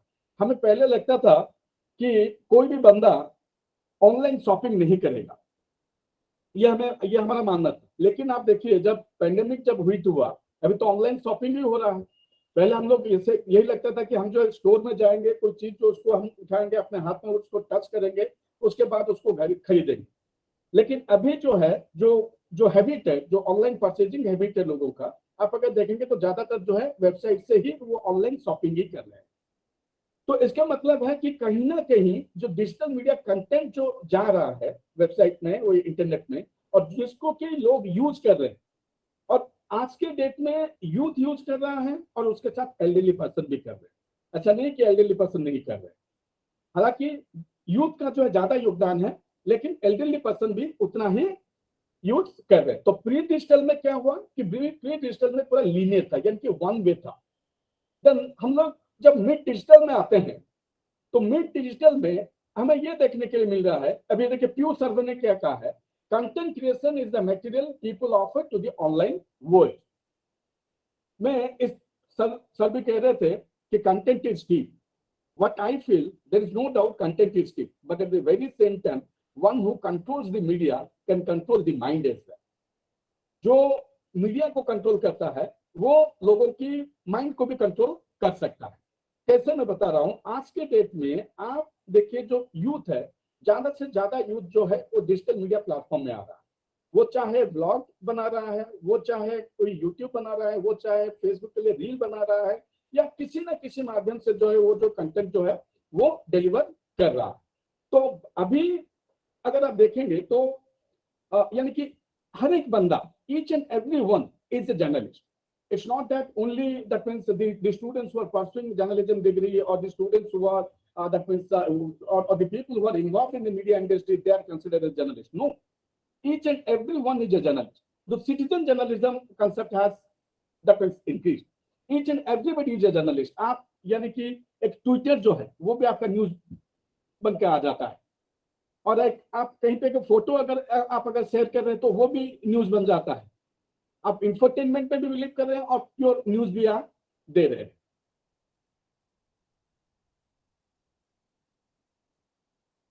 मैं आपको सीधा लेके जा रहा हूं कि डिजिटल मीडिया का जो बेनिफिट है, जो डिजिटल मीडिया यूथ जो बना रहा है, उसमें अब देखिए तो इंटरनेशनल टेलीकम्युनिकेशन यूनियन ITU जो है, ITU ये कह रहा है कि 71% जो है वो youth they are using the internet. तो आप मुझे बताइए आज के डेट में अगर आप मार्केट में कोई भी बंदा जिस चीज को यानी कि पेंडेमिक से पहले जिन लोगों का यानी कि बिल्कुल ऑनलाइन परचेजिंग कर ही नहीं रहे थे, आज के डेट में हर एक बंदा जो घर पे बैठ के वो ऑनलाइन परचेजिंग कर रहा है। उसका क्या कारण है? उसका कारण यही है कि जो है ऑनलाइन शॉपिंग के ऊपर लोगों की जो है जो यानी कि जो ट्रस्ट जो है वो डेवलप हुआ है। और it's not that digital media, it's not that कि ये जो है आपको कुछ नुकसान कर रहा है। Digital media facilitates the social interaction among the people as well. यानी कि आप ऐसा नहीं है कि आप किसी वेबसाइट में जा रहे हैं, अमेजन से कुछ खरीद रहे हैं तो आंख बंद करके नहीं खरीद रहे हैं। आप उसमें स्पेसिफिकेशंस देख रहे हैं, आप उसमें रिव्यूज देख रहे हैं, और उसके बाद जो है आप जो है एक परचेजिंग डिसीजन लेते हैं। और कहीं पे भी आपको लगता है कि नहीं ये जो ये यानी कि आपको जहाँ पे लगता है कि रिव्यू अगर खराब है या जो रेटिंग है यानी कि 3 स्टार है या बिलो 3 स्टार है, तो आप उस प्रोडक्ट को जो है परचेज ही नहीं करते। ठीक है। दूसरी चीज, आप डिजिटल मीडिया के बारे में जब हम बात करते हैं तो एक अब देखिए कि आज के डेट में यानी कि जो यूथ है आज यानी कि 7 साल 8 साल के बच्चे जो है वो भी कंटेंट क्रिएशन वो कर रहे हैं। छोटे से छोटे बच्चे वो भी कंटेंट क्रिएशन कर रहे हैं, और वो भी चाह रहे हैं, जैसे कि सर ने भी बता दिया कि कितने सारे यूट्यूबर्स जो है और some crores or millions and billions of views they have. उनके पास यानी कि इतने व्यूज है तो वो लोग भी यानी कि they are earning money from different sources. तो each and everybody up to the age of 30, everybody they have been using the digital media content like anything. Digital media को हर लोग बंदा जो है वो कंज्यूम कर रहा है. Though we are not that means the first creators, but now we are creating content for the digital media. So in this regard, India is not lagging behind. Content creation में यानी कि सब ठीक कह रहे थे कि जो है आप सॉफ्टवेयर नहीं बनाया, हार्डवेयर नहीं बनाया, इसके ये में इंडिया ने कंट्रीब्यूट नहीं किया है. लेकिन आज के दौर में अगर आप देखेंगे तो डिजिटल मीडिया का जो कंटेंट क्रिएशन पार्ट जो है उसमें मुझे लग रहा है कहीं ना कहीं इंडिया का जो यानी कि जो कंट्रीब्यूशन है वो यानी कि ठीक ठाक है.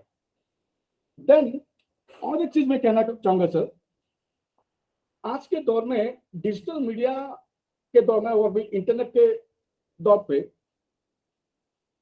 मल्टीटास्किंग लोगों की जरूरत है. अभी देखिए जो युवा है, यूथ जो है वो एट ए टाइम, जो जनरेशन जेड के जो युवा हैं या जो यानी कि जो युवा है अभी मल्टीटास्किंग मतलब वो जो है पढ़ाई भी कर रहा है, गाना भी सुन रहा है, लिख भी रहा है और कंप्यूटर में या लैपटॉप में अपना काम भी कुछ कर रहा है. तो मल्टीटास्किंग है. तो आज के डेट में अगर आप चाहते हैं कि यानी कि आप अगर मीडिया फील्ड में अगर करियर करना चाहते हैं तो आपको मल्टीटास्किंग बनना भी बहुत ही जरूरी है. अगर मल्टीटास्किंग नहीं है तो आप जो मीडिया फील्ड में काम भी नहीं कर पाएंगे. आपको टेक्नोलॉजी यूज करना आना ही है, आपको करना ही पड़ेगा, कोई भी उससे यानी कि छूट नहीं है. देन एक बैकपैक जर्नलिस्ट की कंसेप्ट. बैकपैक जर्नलिस्ट हम किसको कहते हैं? Backpack journalist, that means you should know each and every art of doing things. That means you should know little bit editing, you should know little bit that means photography, you should know filmmaking, you should know writing, you should know everything, each and everything. Then only you can become a backpack journalist. अगर आप backpack journalist होना चाहेंगे, कोई भी संस्थान जो है आज के डेट में अगर किसी को हायर कर रहा है तो वो देख रहा है कि अगर 10 क्वालिटी उसने अगर ये रखा हुआ है तो 10 में से देख रहा है कि 8 क्वालिटी उसके अंदर है कि नहीं. 2 अगर एब्सेंट है तो उसको जो है वो कॉम्प्रोमाइज करता है और उसको हायर करके लेता है.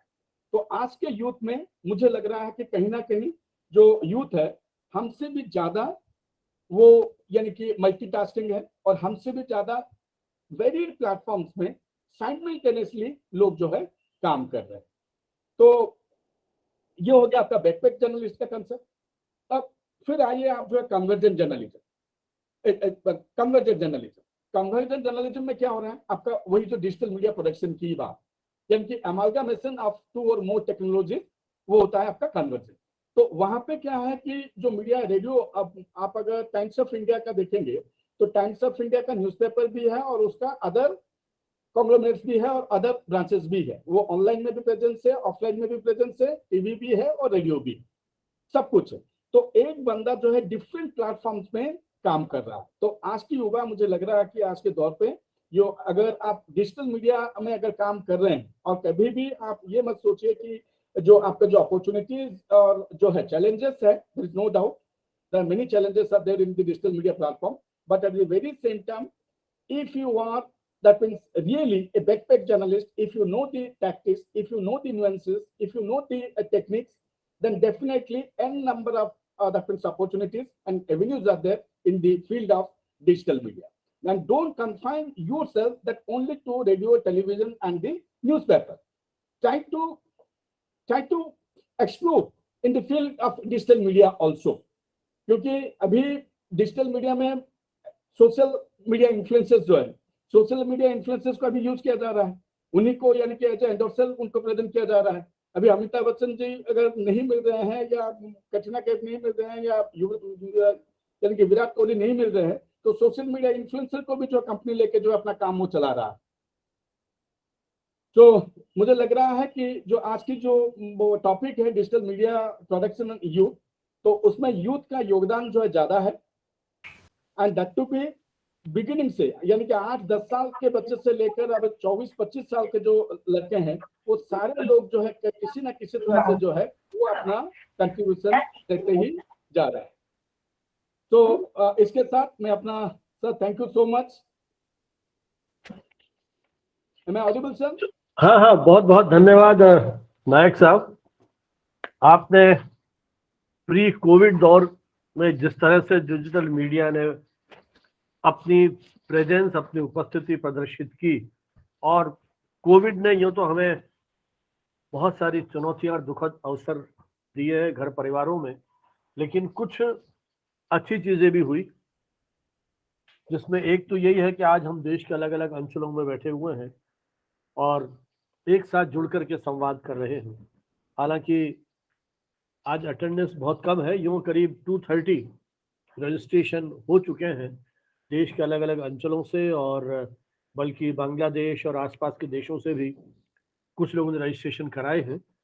लेकिन फिर भी प्रोफेसर नायक ने जिस तरह से उस पूरे परिदृश्य का एक चित्र प्रस्तुत किया, उन चुनौतियों के बीच में किस तरह से संचार माध्यम व्यक्ति के उन सारे भावनाओं को या विचारों को कहीं ना कहीं प्रभावित करते हुए, और उस कंटेंट क्रिएशन के उस पक्ष पर जिस तरह से आपने अपनी विशेष बात की, हम आभारी हैं कि इतने विस्तार से इसके अलग अलग पक्षों को विश्लेषित करने के लिए। और अब ये सत्र चर्चा के लिए खुला है।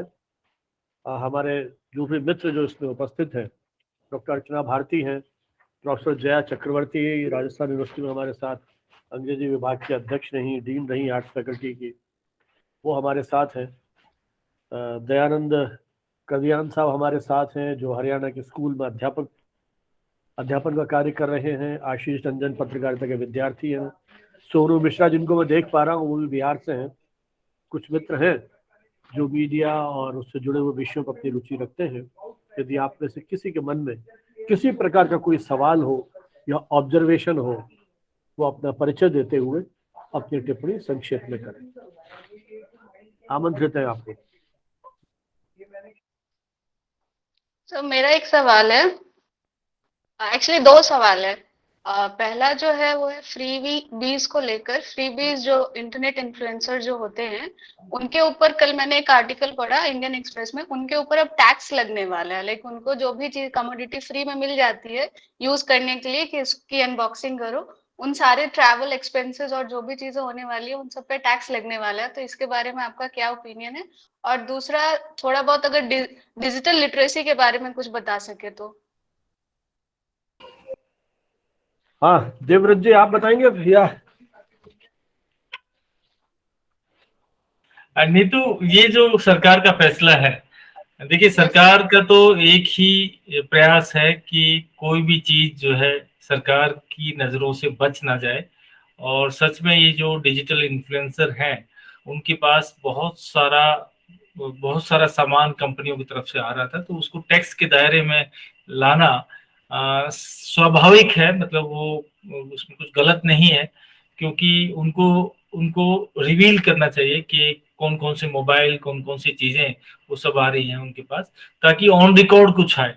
और दरअसल इस फ्री बीज से उनकी विश्वसनीयता पे भी प्रश्न चिन्ह लग रहा है धीरे धीरे, क्योंकि जो सोशल मीडिया इन्फ्लुएंसर हैं, एक समय लोग उन पे बड़ा भरोसा करते थे कि जैसे टेक्निकल गुरुजी हैं, बहुत भरोसा करते थे उन पे कि मोबाइल का सही सच्चा निष्पक्ष मूल्यांकन करेंगे और उसके आधार पे हम अपना नया मोबाइल लेंगे।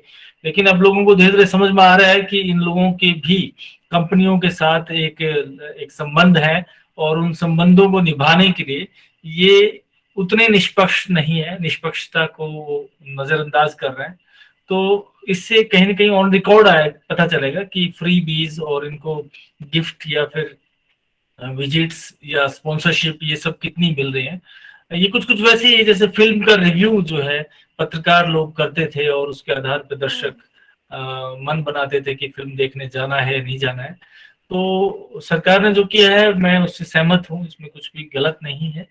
और दूसरा सवाल था कि क्या था सवाल दूसरा? नहीं तो सर, दूसरा सवाल डिजिटल लिटरेसी को लेकर। डिजिटल लिटरेसी, हाँ, वो एक ऐसा एरिया है जिसपे अभी बस बात सुगबुगाहट शुरू हुई है। उस पे ज्यादा बारीकी से काम होने की गुंजाइश है। और वो digital literacy master degree level पे शुरू नहीं करनी है, वो दरअसल हमें स्कूल स्तर से शुरू करनी है। क्योंकि इस समय जो मोबाइल का इस्तेमाल और मोबाइल के जरिए इंटरनेट और डिजिटल वर्ल्ड का जो इस्तेमाल है वो टीनेजर्स ज्यादा कर रहे हैं।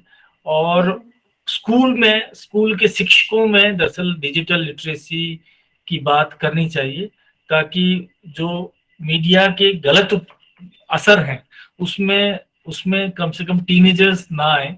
और मैं कई बार सोचता हूँ कि हम जो मीडिया टीचर्स हैं उनको अब केवल विश्वविद्यालयों तक सीमित नहीं रहना चाहिए, बल्कि उनको वहां से निकल के अपने जो कंफर्ट जोन है उससे निकल के कुछ स्कूलों में भी जाना चाहिए, स्कूल के विद्यार्थियों से रूबरू होना चाहिए, स्कूल के शिक्षकों से डिजिटल लिटरेसी पे बात करनी चाहिए। और एनसीईआरटी भी इस पे सिलेबस में कुछ डालने की बातचीत कर रहा है। लेकिन केवल सिलेबस में डालने से नहीं होगा। वो यदि हम यूरोपियन सोसाइटीज का उदाहरण देखें तो उनके यहाँ बाकायदा अलग अलग संगठन हुए हैं, सरकार ने कमीशन बनाए हैं, सरकार ने फंडिंग की है रिसर्च को लेके, और सरकार और समर्थित बल्कि जो जो प्राइवेट सेक्टर है उसने भी उनको फंडिंग किया है, ताकि समाज को नई तकनीक के हिसाब से तैयार किया जा सके, ताकि समाज में उसके जो गलत प्रभाव है उससे उसको बचाया जा सके।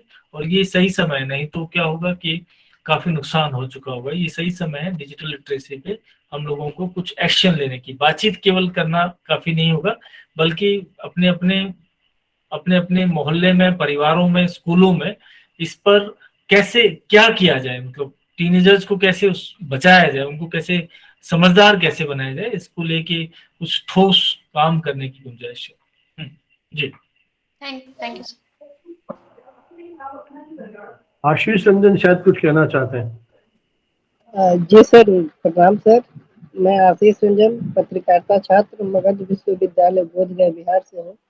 सर मेरा पहला प्रश्न है कि fact checker editor, sir fact check कैसे करेंगे कि कोई भी खबर है तो सच है या झूठ है, तो इसको हम कैसे पकड़ेंगे सर कि कौन सा खबर सच है और कौन सा खबर गलत है? सुरेश चंद्र नाइक जी, आप तो स्वयं फैक्ट चेकर हैं, मेरे ख्याल आप जवाब दें इनका। तो आशीष जी, यस कौन सा सर। खबर सही है, कौन सा खबर गलत है, आज के डेट में, आज के दौर में अगर देखेंगे, देखिए पहले था क्या है कि लोग जो इन्फॉर्मेशन लाने के लिए जो लोगों के पीछे भागते थे, अभी क्या है, आप घर पे बैठ के जो है आप यानी कि you are into the ocean of information, आप यानी कि समुद्र के बीचों बीच है, इन्फॉर्मेशन आपके पास चारों तरफ पड़ा हुआ है। जैसे देवदत्त सर भी कह रहे थे कि पीटीआई ने एक पोजीशन निकाला हुआ है कि फैक्ट चेकर एडिटर। बहुत सारे टूल्स जो है, जैसे ये जीएनआई है, गूगल न्यूज जो इनिशिएटिव या डेटालिस्ट जो बड़े बड़े कंपनी है, इंटेक न्यूज है, ये सारे कंपनी जो बहुत सारे टूल्स आते हैं। इवन आपको देखिए, ये मेरा मोबाइल है, मैं आपको एक छोटा सा एक दिखाता हूँ। जैसे कि आपको सर भी कह रहे थे ना, बनावट सर भी कह रहे थे कि साइकोलॉजिस्ट की भी आने वाले दिनों में हो सकता है कि साइकोलॉजिस्ट की भी जरूरत होगा, तो उनके मन में क्या चल रहा है, मेरे मन में क्या चल रहा है, हो सकता है कि वो भी रिवील हो जाए, तो उस तरह से भी कुछ किया जाए। अभी जैसे कि आपका ये फोन है, आप ये जीमेल में जैसे आप जाते हैं, जीमेल गूगल में जब जाते हैं, आपको यहाँ पे देखिए एक ये आता है कि इमेज अगर आपको कुछ ढूंढना है, कोई भी अगर इमेज के बारे में अगर जानना है, ये किसकी फोटो है, ये कौन सी यानी कि आर्किटेक्चर है, कौन सा राजा के करना, तो आप इसमें जाएंगे, ये फोटो को आपने चूज किया, वो जाके वहां पे कनेक्ट होगा और आपके इस फोटोग्राफ के बारे में आपको डिटेल्स मिल जाएगा। ठीक उसी तरह आप अगर कोई भी अगर कंटेंट को अगर आपको चेक करना चाहते हैं, तो आप उसके ऑथेंटिक वेबसाइट में जाके आपको चेक करना पड़ेगा। तो आप अगर डाटा लीड्स के, मैं सर से भी अनुरोध करूंगा कि बनावट सर से कि फैक्ट चेकिंग के ऊपर भी एक वर्कशॉप भी कर सकते हैं। बहुत अच्छे अच्छे स्पीकर्स भी हैं और जो भी कंटिन्यूसली फैक्ट चेकिंग के ऊपर वर्कशॉप करते रह रहे हैं, उनको बुला के भी कर सकते हैं। और बहुत सारे टूल्स है जिसके माध्यम से आप जान सकते हैं कि कौन सा खबर सही है, कौन सा खबर गलत है। मैं छोटा सा एक एग्जाम्पल देता हूँ। मान लीजिए आपको इंडियन गवर्नमेंट सिस्टम के बारे में, अगर इंडियन का इलेक्टोरल सिस्टम के बारे में आपको जानना है, ठीक है, तो हम क्या करते हैं कि हम गूगल करके हमने देख लिया कि जो इंडियन इलेक्टोरल सिस्टम के ऊपर भरे हुए आपको नोट्स मिल जाएंगे, लेकिन उसमें से सही कौन सा है, गलत कौन सा है, ये जानना मुश्किल हो रहा है। तो इसीलिए आपको क्या कहा जाता है कि आप जो है अगर मिनिस्ट्री ऑफ एक्सटर्नल अफेयर्स या गवर्नमेंट वेबसाइट को अगर विजिट करेंगे तो तब वहां से आपको जो है ऑथेंटिक डेटा जो है वो मिल सकता है। तो बहुत सारे टूल्स है आशीष जी, बहुत सारे टूल्स है, यानी कि मिस इन्फॉर्मेशन को डिबंक करने के लिए। और फैक्ट को वेरीफाई करने के लिए बहुत सारे टूल्स है, उसके माध्यम से भी हम कर रहे हैं। धन्यवाद सुरेश जी। आशीष जी, आपकी इजाजत से एक बात बस जोड़ना चाहता हूँ। जी अमिताभ। फैक्ट चेकिंग तो एक इशू है, लेकिन मूल मसला ये है कि झूठ जायका देने लगा है, और जब झूठ जायका देने लगे तो उसके लिए किसी को उससे परहेज नहीं है। बहुत सारी सूचनाएं हमको पता है कि वो गलत हैं, गलत स्रोतों से आती हैं, लेकिन उसके बावजूद भी हम उसमें रस लेने लगे। मिसाल के तौर पर, और इसका एक अर्थशास्त्र है, झूठ आज के दिन सच के खरीदार कम है, क्योंकि सच उतना रुचिकर नहीं नजर आ रहा। तो सच के लिए, और इसके लिए किसी एक राजनीतिक दल और इसके लिए, ये एक समाज की प्रवृत्ति है ये जो लगातार बढ़ती चली जा रही है। देखना योग्य, मिसाल के तौर पे आप सारी राजनीतिक मामले को किनारे रखिए, एक लोकप्रिय नायक है, एक लोकप्रिय फिल्मी नायक है, उसके साथ किसी दुर्घटना की अचानक खबर आ जाती है, लाखों लाख लोग उसको फॉलो करते हैं, अगले दिन पता लगता है वो ठीक है। बात ये नहीं कि ये चीज क्रिएट क्यों की गई, इसके पीछे एक बाजार है, एक मार्केट है, जिसमें उसने लगातार अपना फायदा कमा लिया। और ये पूरी एक इकोनॉमिक्स है, और कहीं ना कहीं से एक नीति ऐसी बनने की जरूरत है कि जहां से चीजें क्रिएट हो रही हैं उनको रोकने की सख्त जरूरत है। आभार। इसीलिए जो सोशल मीडिया की जो क्रेडिबिलिटी के ऊपर तो सवाल अभी तक बना हुआ है, लेकिन फिर भी क्योंकि हम इनिशियल ईयर्स में हैं, तो इनिशियल ईयर्स में मुझे लग रहा है कि थोड़ा सा यानी कि लिबर्टी भी दिया जाए, फ्रीडम भी दिया जाए, ताकि सोशल मीडिया में भी, जो डिजिटल मीडिया में भी लोग जो है एक्सप्लोर करें। नो डाउट कि फेक इंफॉर्मेशन और बहुत सारे फेक न्यूज आते हैं, लेकिन उसको डिबंक करने के लिए और उसको आइडेंटिफाई करने के लिए भी बहुत सारे टूल्स भी मौजूद है, जिसके माध्यम से आप जान भी सकते हैं कि कौन सा यानी कि न्यूज जो सही है और कौन सा गलत है। अगर मुझे पूछा जाए एज ए जर्नलिज्म टीचर, मैं तो एक ही चीज जानता हूँ, न्यूज और इन्फॉर्मेशन, जो न्यूज जो हमेशा यानी कि फैक्ट्स एंड फिगर्स के ऊपर जो बेस करता है, और न्यूज जो है कभी फेक हो ही नहीं सकता, लेकिन फिर भी फेक न्यूज का कंसेप्ट आया है। तो इन्फॉर्मेशन को हम कहते हैं कि मे बी ट्रू और मे बी फॉल्स, इन्फॉर्मेशन सही हो सकता है या गलत हो सकता है, लेकिन न्यूज हमेशा जो वो सही होता है। लेकिन अभी आज के दौर में, डिजिटल मीडिया के दौर में, सोशल मीडिया के दौर में कहाँ पे क्या हो रहा है, जैसे मैं आपको एक छोटा सा एग्जांपल देता हूँ। वो आज से 5-7 साल पहले एक न्यूज नेशन ने एक इनिशिएटिव शुरू किया था, आप लोगों को याद होगा, आप लोगों देखा भी होगा, न्यूज नेशन ने एक छोटा सा इनिशिएटिव शुरू किया था, एक SMS रिपोर्टर। तो उस समय से कोई दूसरा चैनल जो है SMS रिपोर्टर का कंसेप्ट था ही नहीं। तो आप अगर आपके शहर में, आपके गांव में, आपके आसपास में अगर कुछ घटनाएं घटती है और आप उसको साझा करना चाहते हैं, शेयर करना चाहते हैं, तो आप उनको जो एक मैसेज ड्रॉप कीजिए, SMS कीजिए न्यूज नेशन चैनल को, और आपकी खबर जो है वो आपको वहाँ पे दिखाएंगे। ठीक है, तो मुझे लग रहा है कि कहीं ना कहीं आज के डेट में जो टूल्स एंड टेक्निक जो के हाथ में मौजूद है, उसके माध्यम से भी हम जो गलत इन्फॉर्मेशन है उसको कंट्रोल कर सकते हैं। धन्यवाद। जया जी ने एक सवाल पूछा है, क्या हमारे देश में मीडिया में ओम्बुड्समैन की कोई परिकल्पना या व्यवस्था है क्या? डॉक्टर जया चक्रवर्ती का ये एक सवाल है। अभी तो बनावट सर आप ही बताएंगे इसके बारे में। आप सर ही बताएंगे। अभी तो हम लोग देखिए, जहां तक मेरी जानकारी है, सबसे पहले टाइम्स ऑफ इंडिया ने ये प्रयोग किया था अपने यहाँ, जस्टिस भगवती को ये अधिकार दिए गए थे कई बरस पहले। उसके बाद वो प्रयोग मेरे ख्याल 6 महीने के आसपास चला। फिर हिंदू ने अपने यहाँ रीडर्स एडिटर अपॉइंट किया। उसके बाद हमारे राजस्थान पत्रिका ने किया, और एक महाराष्ट्र में एक आध ग्रुप्स ने इस तरह की व्यवस्था की। लेकिन ओम्बुड्समैन की जो मूल अवधारणा है कि वो अखबार में एक उस तरह से काम करेगा कि कोई शिकायत आएगी, फैसला करेगा, उस तरह की व्यवस्था तो हमारे यहाँ अभी इंटरनल जो एडिटर है वो जरूर चेक कर सकते हैं, या उनको आप शिकायत कर लीजिए।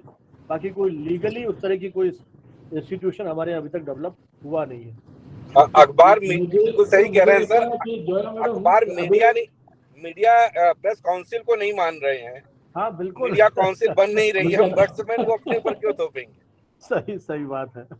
और अभी आज के डेट में ओम्बुड्समैन की अभी कोई जरूरत नहीं है, क्योंकि आपके पास जहाँ पर न्यूज़पेपर ऑर्गेनाइजेशन में, आपके टेलीविजन चैनल में, हर एक जगह पर जो आपका फैक्ट चेकर अपॉइंट हो गया है, अपॉइंटमेंट हो रहा है। लेकिन सुरेश जी, सवाल यह है कि यदि किसी व्यक्ति या संस्था के खिलाफ आपने खबरें दी, स्वार्थ से प्रेरित होकर के, तो आप कोर्ट कचहरी वहां जाएंगे तो ये बहुत लंबा प्रोसेस है। इसके Ombudsman पीछे जो आइडिया ये certificate था लेता कि है। हम शिकायत करें और अखबार में ऐसी व्यवस्था रहे जो उस शिकायत का फैसला तुरंत कर सके, जैसा अब सरकार ने सोशल मीडिया के लिए किया है ना। ट्विटर और ये जो कंपनीज हैं इनको रिस्ट्रिक्शन दिए गए हैं कि विद इन 24 आवर्स आप उसको रिमूव कीजिए जो आपका उस पर पोस्ट है, और हो सकता है आने वाले टाइम में आपको बाध्य किया जाए कि इसका सोर्स भी बताइए, और उसके पॉजिटिव नेगेटिव इम्पैक्ट सब पड़ेंगे, वो सब समय बताएगा कि किस तरह से होगा। तो मुझे लगता है कि उसकी जो मूल अवधारणा है ओम्बुड्समैन की वो थोड़ी सी डिफरेंट है।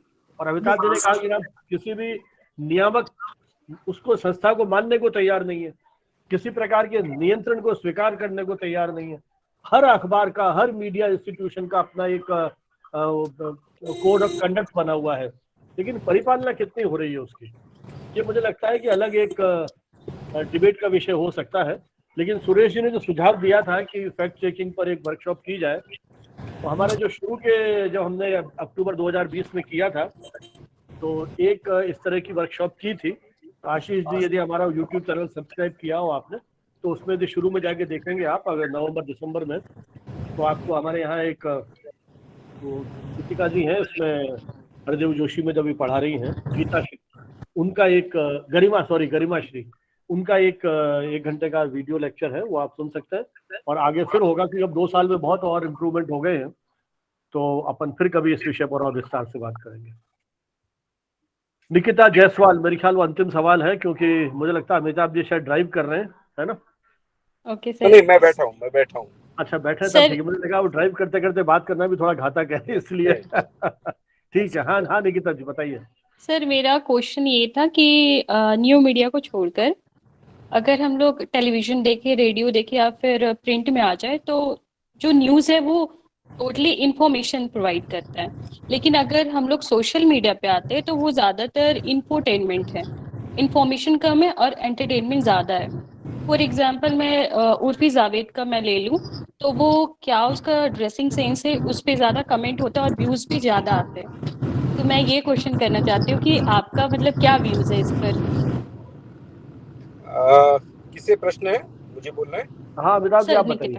अच्छा, देखिए, पहली चीज तो ये है कि दोनों के बीच में एक और कड़ी है जिसे हम लोग इंटरप्रिटेटिव जर्नलिज्म कहते हैं। आप ये देखिए कि 2 अखबारों की तुलना कर दें या किसी चैनल से भी, पूरे दिन की खबरें अगर आप देखें तो लगभग कमोबेश 90% खबरें फ्रंट पेज को एक मानक मान के चलें तो लगभग एक जैसी होती है। अब सारे अखबार अगर एक जैसी खबरें दे रहे हैं, एजेंसीज एक जैसी खबर दे रहे हैं, और इसके पीछे बहुत सारे कारण हो सकते हैं। कुछ जो सूचना के स्रोत थे वो अब खबरें उतनी ज्यादा ओपन नहीं कर रहे हैं, और हर ये परंपरा लगभग बीते 20-30 वर्षों में लगातार पक्की होती चली गई। दूसरी दृष्टि से अगर आप नए पाठकों को देखें, उनके पास जब सूचना के स्रोत तो आ गए, माध्यम आ गए, लेकिन उनके पास बैकग्राउंडर नहीं है, तो उनको इंटरप्रिटेशन चाहिए होता है। उनको समझना जरूरी होता है कि इसके ये मानक है क्या। जैसे आज के दिन देखिए, चाहे भास्कर हो, चाहे पत्रिका हो, चाहे जागरण, उन्होंने कहा साहब दल बदल है, ये होता कैसे है, पार्टी की मान्यता रद्द होती कैसे। तो इंटरप्रिटेशन के नाम पर बहुत सारी चीजें होती हैं। अब समस्या यहाँ आती है कि इंफॉर्मेशन को समझाने के लिए इंटरप्रिटेशन की जरूरत पड़ रही है। एक यहाँ तक बात सही है, लेकिन यहाँ इंटरप्रिटेशन का व्यू बन जाता है, कहना बड़ा मुश्किल। तो पहली चीज तो खबर के अंदर जो जहां तक दिक्कत है कि खबर के प्रति इंटरप्रिटेशन, और उसके बाद उसके अंदर उसको अपना व्यू थोपना, ये 3 चीजें अलग अलग आ रही। यहाँ ये मुझे लगता है इसके लिए कोई मानक नहीं बन सकता, कोई नियम नहीं बन सकता। ये पत्रकार का अपना विवेक होता है और पाठक की इच्छा होती है कि अखबार की क्रेडिबिलिटी होती है, वो कितना जानना चाहते हैं। आज के दिन खेमेबंदी हो चुकी है कि आप अपने मन का अखबार लेते हैं, आपको चाहिए होता है कि हाँ इसमें इस अमुक नेता की तारीफ हो, अमुक नेता की आलोचना हो, तो आप इसको स्वीकार करते हैं। तो लोग, अखबारों ने भी यही करना शुरू कर दिया। इसके लिए किसी राजनीतिक दल को सक्रिय होने की जरूरत नहीं। पाठक खुद ही सूचना की तटस्थता के प्रति उतने आग्रही नहीं रह गए, एक ऐसा माना जा सकता है। ये एक पक्ष है। इसके लिए फिर वही प्रश्न उठता कि मीडिया लिटरेसी हो, कि आने वाले समय में चाहे कोई भी व्यक्ति हो, एक भी खबर अगर गलत होती है, नुकसानदेह होती है, या उसको सच तो देखिए हमेशा, जैसे मैंने कहा, चटपटी चीज है, चटपटी चीज बिक जरूर रही है, लेकिन चाहिए तो आपको दवा ही ना, स्वास्थ्यकर भोजन ही चाहिए। जीवन जीना है तो आपको जल चाहिए, पानी चाहिए। आप बर्गर पे या एक या ऐसे ही कहे ना कि गोलगप्पे पे आप जीवन नहीं बिता सकते ना, तो गोलगप्पे पे जीवन बिताने की जो परिकल्पना जो आप जो तीसरा मानक है, उन्होंने खबर का उसको एकदम किनारे ही कर दिया। वो खबर का एक तत्व लेते हैं और उसके ऊपर मीम्स बनते हैं, चीजें बनते हैं, उसका एक अलग मार्केट तैयार हो। वो व्यंग से, चीजों से जिनके लिए कोई मानक नहीं, और जैसे जो हमने पहले शब्द कहा, एक अराजकता है, और उस अराजकता का सब आनंद ले रहे हैं। उस अराजकता का बाजार तैयार हो चुका है, झूठ का बाजार तैयार हो चुका है, और उसको नियंत्रित करना कितना जरूरी है, ये दोनों के लिए आवश्यक है। डेमोक्रेसी के लिए आवश्यक है एक पहलू, मीडिया जगत में सारे लोग अराजकता करे में, करोड़ों किस्म का कंटेंट क्रिएट हो रहा है। मीडिया फैकल्टी क्या करे? जैसे कि आर्किटेक्चर है, आर्किटेक्चर में आर्किटेक्चर का एक लेबल, आर्किटेक्ट का एक लेबल लगा है। आज के दिन कम्युनिकेटर का कोई लेबल की कोई जरूरत नहीं रहेगी, हर आदमी बोले। डॉक्टरी में तो कोई नहीं कह देते कोई भी इलाज कर दे, आर्किटेक्ट ले कोई नहीं कहता कि सब इलाज कर दे। कहीं ना कहीं वैलिड कम्युनिकेटर को जब तक हम प्रासंगिकता सम्मान नहीं दिलाएंगे, तब तक ये समस्या रहेगी। आपका पूरी स्ट्रीम खतरे में है, इसको हमें समझना पड़ेगा। और इस चीज को हम इस बात का जश्न मना रहे हैं, अच्छी बात है कि सब तक होनी चाहिए, इसकी पॉपुलैरिटी बढ़ रही, लेकिन विशेषज्ञता का अपना एक स्थान होना चाहिए। मेरा कहना केवल इतना। Thank you sir. जी, बहुत बहुत धन्यवाद अमिताभ जी आपके इस सार गर्भित उत्तर से। मुझे लगता है कि हमारे जो प्रश्न, हाँ कौन सर? प्रशांत। हाँ प्रशांत, सर, कहाँ से सर मैं केंद्रीय विश्वविद्यालय झारखंड से हूँ सर, मैं एमए सेकंड सेमेस्टर का छात्र हूँ। बताइए सर। जैसे देवव्रत सर ने समझाया कि user should be a content creator, तो मेरा प्रश्न, और सर ने बहुत सारे एग्जांपल भी देके बताया, कैरमिनाटी हो गए, फिजिक्स वाला हो गया, तो सर मेरा प्रश्न ये है कि जो भी यूजर कंटेंट क्रिएट ये लोग करते हैं, उससे सब लोग कुछ ना कुछ सीखते हैं। इस कैरमिनाटी के जो वीडियोस होते हैं सर, उसमें आधा से ज्यादा तो सर वो अपशब्द का उपयोग करते हैं, जिसका प्रभाव यूजर्स पे पड़ता है सर। और जो कंटेंट क्रिएटर है वो भी अपने कंटेंट पे उसको यूज करते हैं, तो इस पे आपकी क्या राय है सर? जो नेगेटिव इम्पैक्ट लोगों पे पड़ रहा है उस पे आपकी क्या राय है सर? किससे प्रश्न है आपका? देवव्रत सर से? देवव्रत जी से। हाँ देवव्रत जी से। देवव्रत जी आप बोलेंगे? हाँ प्रशांत। हाँ यस सर। प्रशांत, कैरीमनाती काफी इनफेमस है अपनी भाषा को लेके, लेकिन ये भी सच है कि वो देश का नंबर 1 यूट्यूबर है।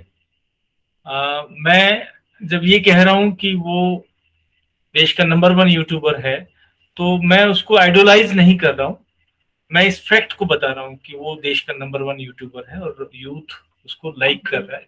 वो आदर्श नहीं है, लेकिन एक बेहतर आदर्श उसके पैरेलल खड़ा हो, ऐसी इच्छा मेरी भी है कि कैरीमनाती, क्योंकि जो कुछ भी लोकप्रिय है वो सबसे बेहतर है ये जरूरी नहीं होता। फिल्मों में भी फिल्म जो सबसे ज्यादा चलती है वो फिल्म के हिसाब से सबसे बेहतरीन है, ये कभी जरूरी नहीं होता। लेकिन तुम्हारी चिंता एकदम वाजिब है कि जो चीप है, जो एकदम सस्ता है, चलताऊ है, वो भी डिजिटल प्लेटफॉर्म्स पे बिक रहा है, पसंद किया जा रहा है। और मुझे ये कहना चाहिए कि दरअसल इसको हम टेम्परेरी फेज कह सकते हैं कि डिजिटल प्लेटफॉर्म पे या फिर ये जो नेटफ्लिक्स और ओटीटी प्लेटफॉर्म्स पे जो एकदम छूट मिली, तो भारतीय समाज में जो चीजें प्रतिबंधित थी, गालियां हैं या ऐसे मुद्दे, ऐसी बातें जिन पे मेन स्ट्रीम मीडिया में पाबंदियां थी, वो सब एकदम निकल के आए बाहर। यूट्यूब में वो सब लोगों को अच्छा लगा कि देखो, जो गली कूचे में था, जो आज तक दूरदर्शन और जी टीवी पे नहीं दिखता था, वो अब यूट्यूब पे दिख रहा है। और ये इसका भी एक समय होता है, लोगों ने पसंद किया, उसके बाद जो है उससे भी पेट भर जाता है एक समय के बाद। गालियों से ही काम नहीं चलता। दरअसल आखिरकार जो बेहतरीन जो खाना है, जो अमिताभ जी ने कहा कि ये केवल चाट पपड़ी से काम नहीं चलेगा, अल्टीमेटली तो हमें बेहतरीन पौष्टिक खाना ही खाना पड़ेगा जिंदा और ज्यादा समय तक जिंदा रहने के लिए, और ये किसी भी समाज की जरूरत भी होती है। तो ये पिछले 5-6 साल में ये इस तरीके का कंटेंट काफी लोकप्रिय हुआ, तो वो एक टेम्पररी फेज है, इसको इस रूप में देखना चाहिए और मैं उसको एंडोर्स नहीं कर रहा हूँ। तो ज्यादातर मेरे ख्याल देवव्रत जी, ये चुनौतियां शुरू से रही हैं। जब हम लोगों ने जर्नलिज्म कोर्सेज की और टीचिंग शुरू की थी, तब ऐसी पत्रिकाएं जो अश्लील या हिंसक सामग्री परोसती थी, उनकी प्रसार संख्या सर्वाधिक होती थी। तो शायद ये मानवीय मनोवृत्ति है कि वो इस तरह की चीजों को देखना, सुनना, पढ़ना पसंद करता है। हम जिस चीज की आलोचना करते हैं उधर ही ज्यादा अभिमुख होते हैं। तो मुझे लगता है कि हम जिस चैनल की आप आलोचना करते हैं कि वो उसकी इस तरह की प्रवृत्ति है, वो टारगेट कर रहा है, मैक्सिमम व्यूअरशिप उसी चैनल की है। क्यों? आपके हाथ में रिमोट है, आप मत देखिए, वो अपने आप सही कंटेंट पर आएगा। तो जब तक, क्योंकि मैं नहीं मानता हूं कि हमारे देश के पाठक, दर्शक और श्रोता की अभिरुचियां इतनी खराब हो गई हैं, विकृत हो गई हैं कि हम सब ये देखने के अभिशप्त हैं। बहुत अच्छी फिल्में आई, स्वागत किया लोगों ने, वो भी बॉक्स ऑफिस पर हिट हुई, है ना। तो मुझे लगता है एज ए रूल आप ये नहीं कर सकते। ये सारी चुनौतियां इस दौर में आती रहेंगी, और जब आप जैसे विद्यार्थी तैयार होकर के क्रिएटिव और संस्कारों के साथ आगे बढ़ेंगे तो शायद कहीं कोई बदलाव की आधार भूमिका जो है भविष्य में तैयार हो पाएगी। अब इन्हीं शब्दों के साथ मुझे लगता है कि अब आज की इस चर्चा को यहाँ विराम देना होगा। केवल एक सूचना कि हमारा जो अगला वेबिनार है 57, वो 30 जून को शाम 5:30 बजे है, और उसका विषय थोड़ा सा हट करके है। अब की बार हमने एक रखा है, present status of LGBTQIA+ community, role of media in society. और इसमें 3 इसी वर्ग के प्रतिनिधियों को हमने आमंत्रित किया है। अभी मैं औरंगाबाद गया था, वहाँ मास कॉम डिपार्टमेंट की विजिटिंग फैकल्टी हैं जो इसी वर्ग का प्रतिनिधित्व कर रही हैं। गवर्नमेंट ऑफ महाराष्ट्र की भी ऑफिस बीरर हैं, उनको हमने बुलाया है। एक नासिक से हैं और एक बनारस से हैं। मैं आपके जो रजिस्टर्ड ईमेल है उस पर जानकारी भेज दूंगा, और सोशल मीडिया के जो और हमारे प्लेटफॉर्म्स हैं उनके माध्यम से। तो एक सर्वथा थोड़ा नए उस परिदृश्य में लेकर के हम इस चर्चा आगे बढ़ाएंगे। हालांकि पहले भी हमने 1-2 आयोजन किए हैं, थर्ड जेंडर इन सिनेमा इस विषय पर हमने किया है, लिटरेचर और ट्रांसजेंडर इस पर भी हमने बात की है। अब की बार थोड़ा एक व्यापक रूप से इसको एक रूप देने की हमारी कोशिश है। सबसे पहले तो मैं आभारी हूँ हमारे आज के तीनों expert, professor Amitabh Srivastava ji, professor Devvrat ji और डॉक्टर सुरेश चंद्र नाइक, कि उन्होंने इतना समय दिया और इस विषय के बहुत सारे पक्षों पर, और सबसे बड़ी बात जो हमारे विद्यार्थी और मित्र यहाँ हैं, एवं शिक्षक भी हैं, उनकी जो जिज्ञासाएं थी उन पर आपने अपने सारगर्भित टिप्पणियों के माध्यम से उनकी इन जिज्ञासाओं को भी पूरा किया। अमिताभ जी तो जो प्रतिकूल परिस्थिति में थे, मुझे उम्मीद है कि सब कुछ ठीक रहा होगा, उनकी रिपोर्ट्स वगैरह, और शीघ्र स्वस्थ होने की मनोकामना के साथ ये आपका एक स्नेह और कहना चाहिए कि एक जुड़ाव इस तरह के विषयों के साथ है कि इन सारी परिस्थितियों में भी आपने समय निकाल के अस्पताल परिसर से हम सभी को संबोधित किया। देवव्रत जी, सुरेश चंद्र नायक, इन सब के साथ चूंकि बहुत पुराना संबंध है आप तीनों मित्रों के साथ, तो अधिकार के साथ भी हम इन आयोजनों में आपको अपनी बात रखने के लिए, अपनी बात कहने के लिए, सहभागिता के लिए आग्रह और निवेदन कर सकते हैं।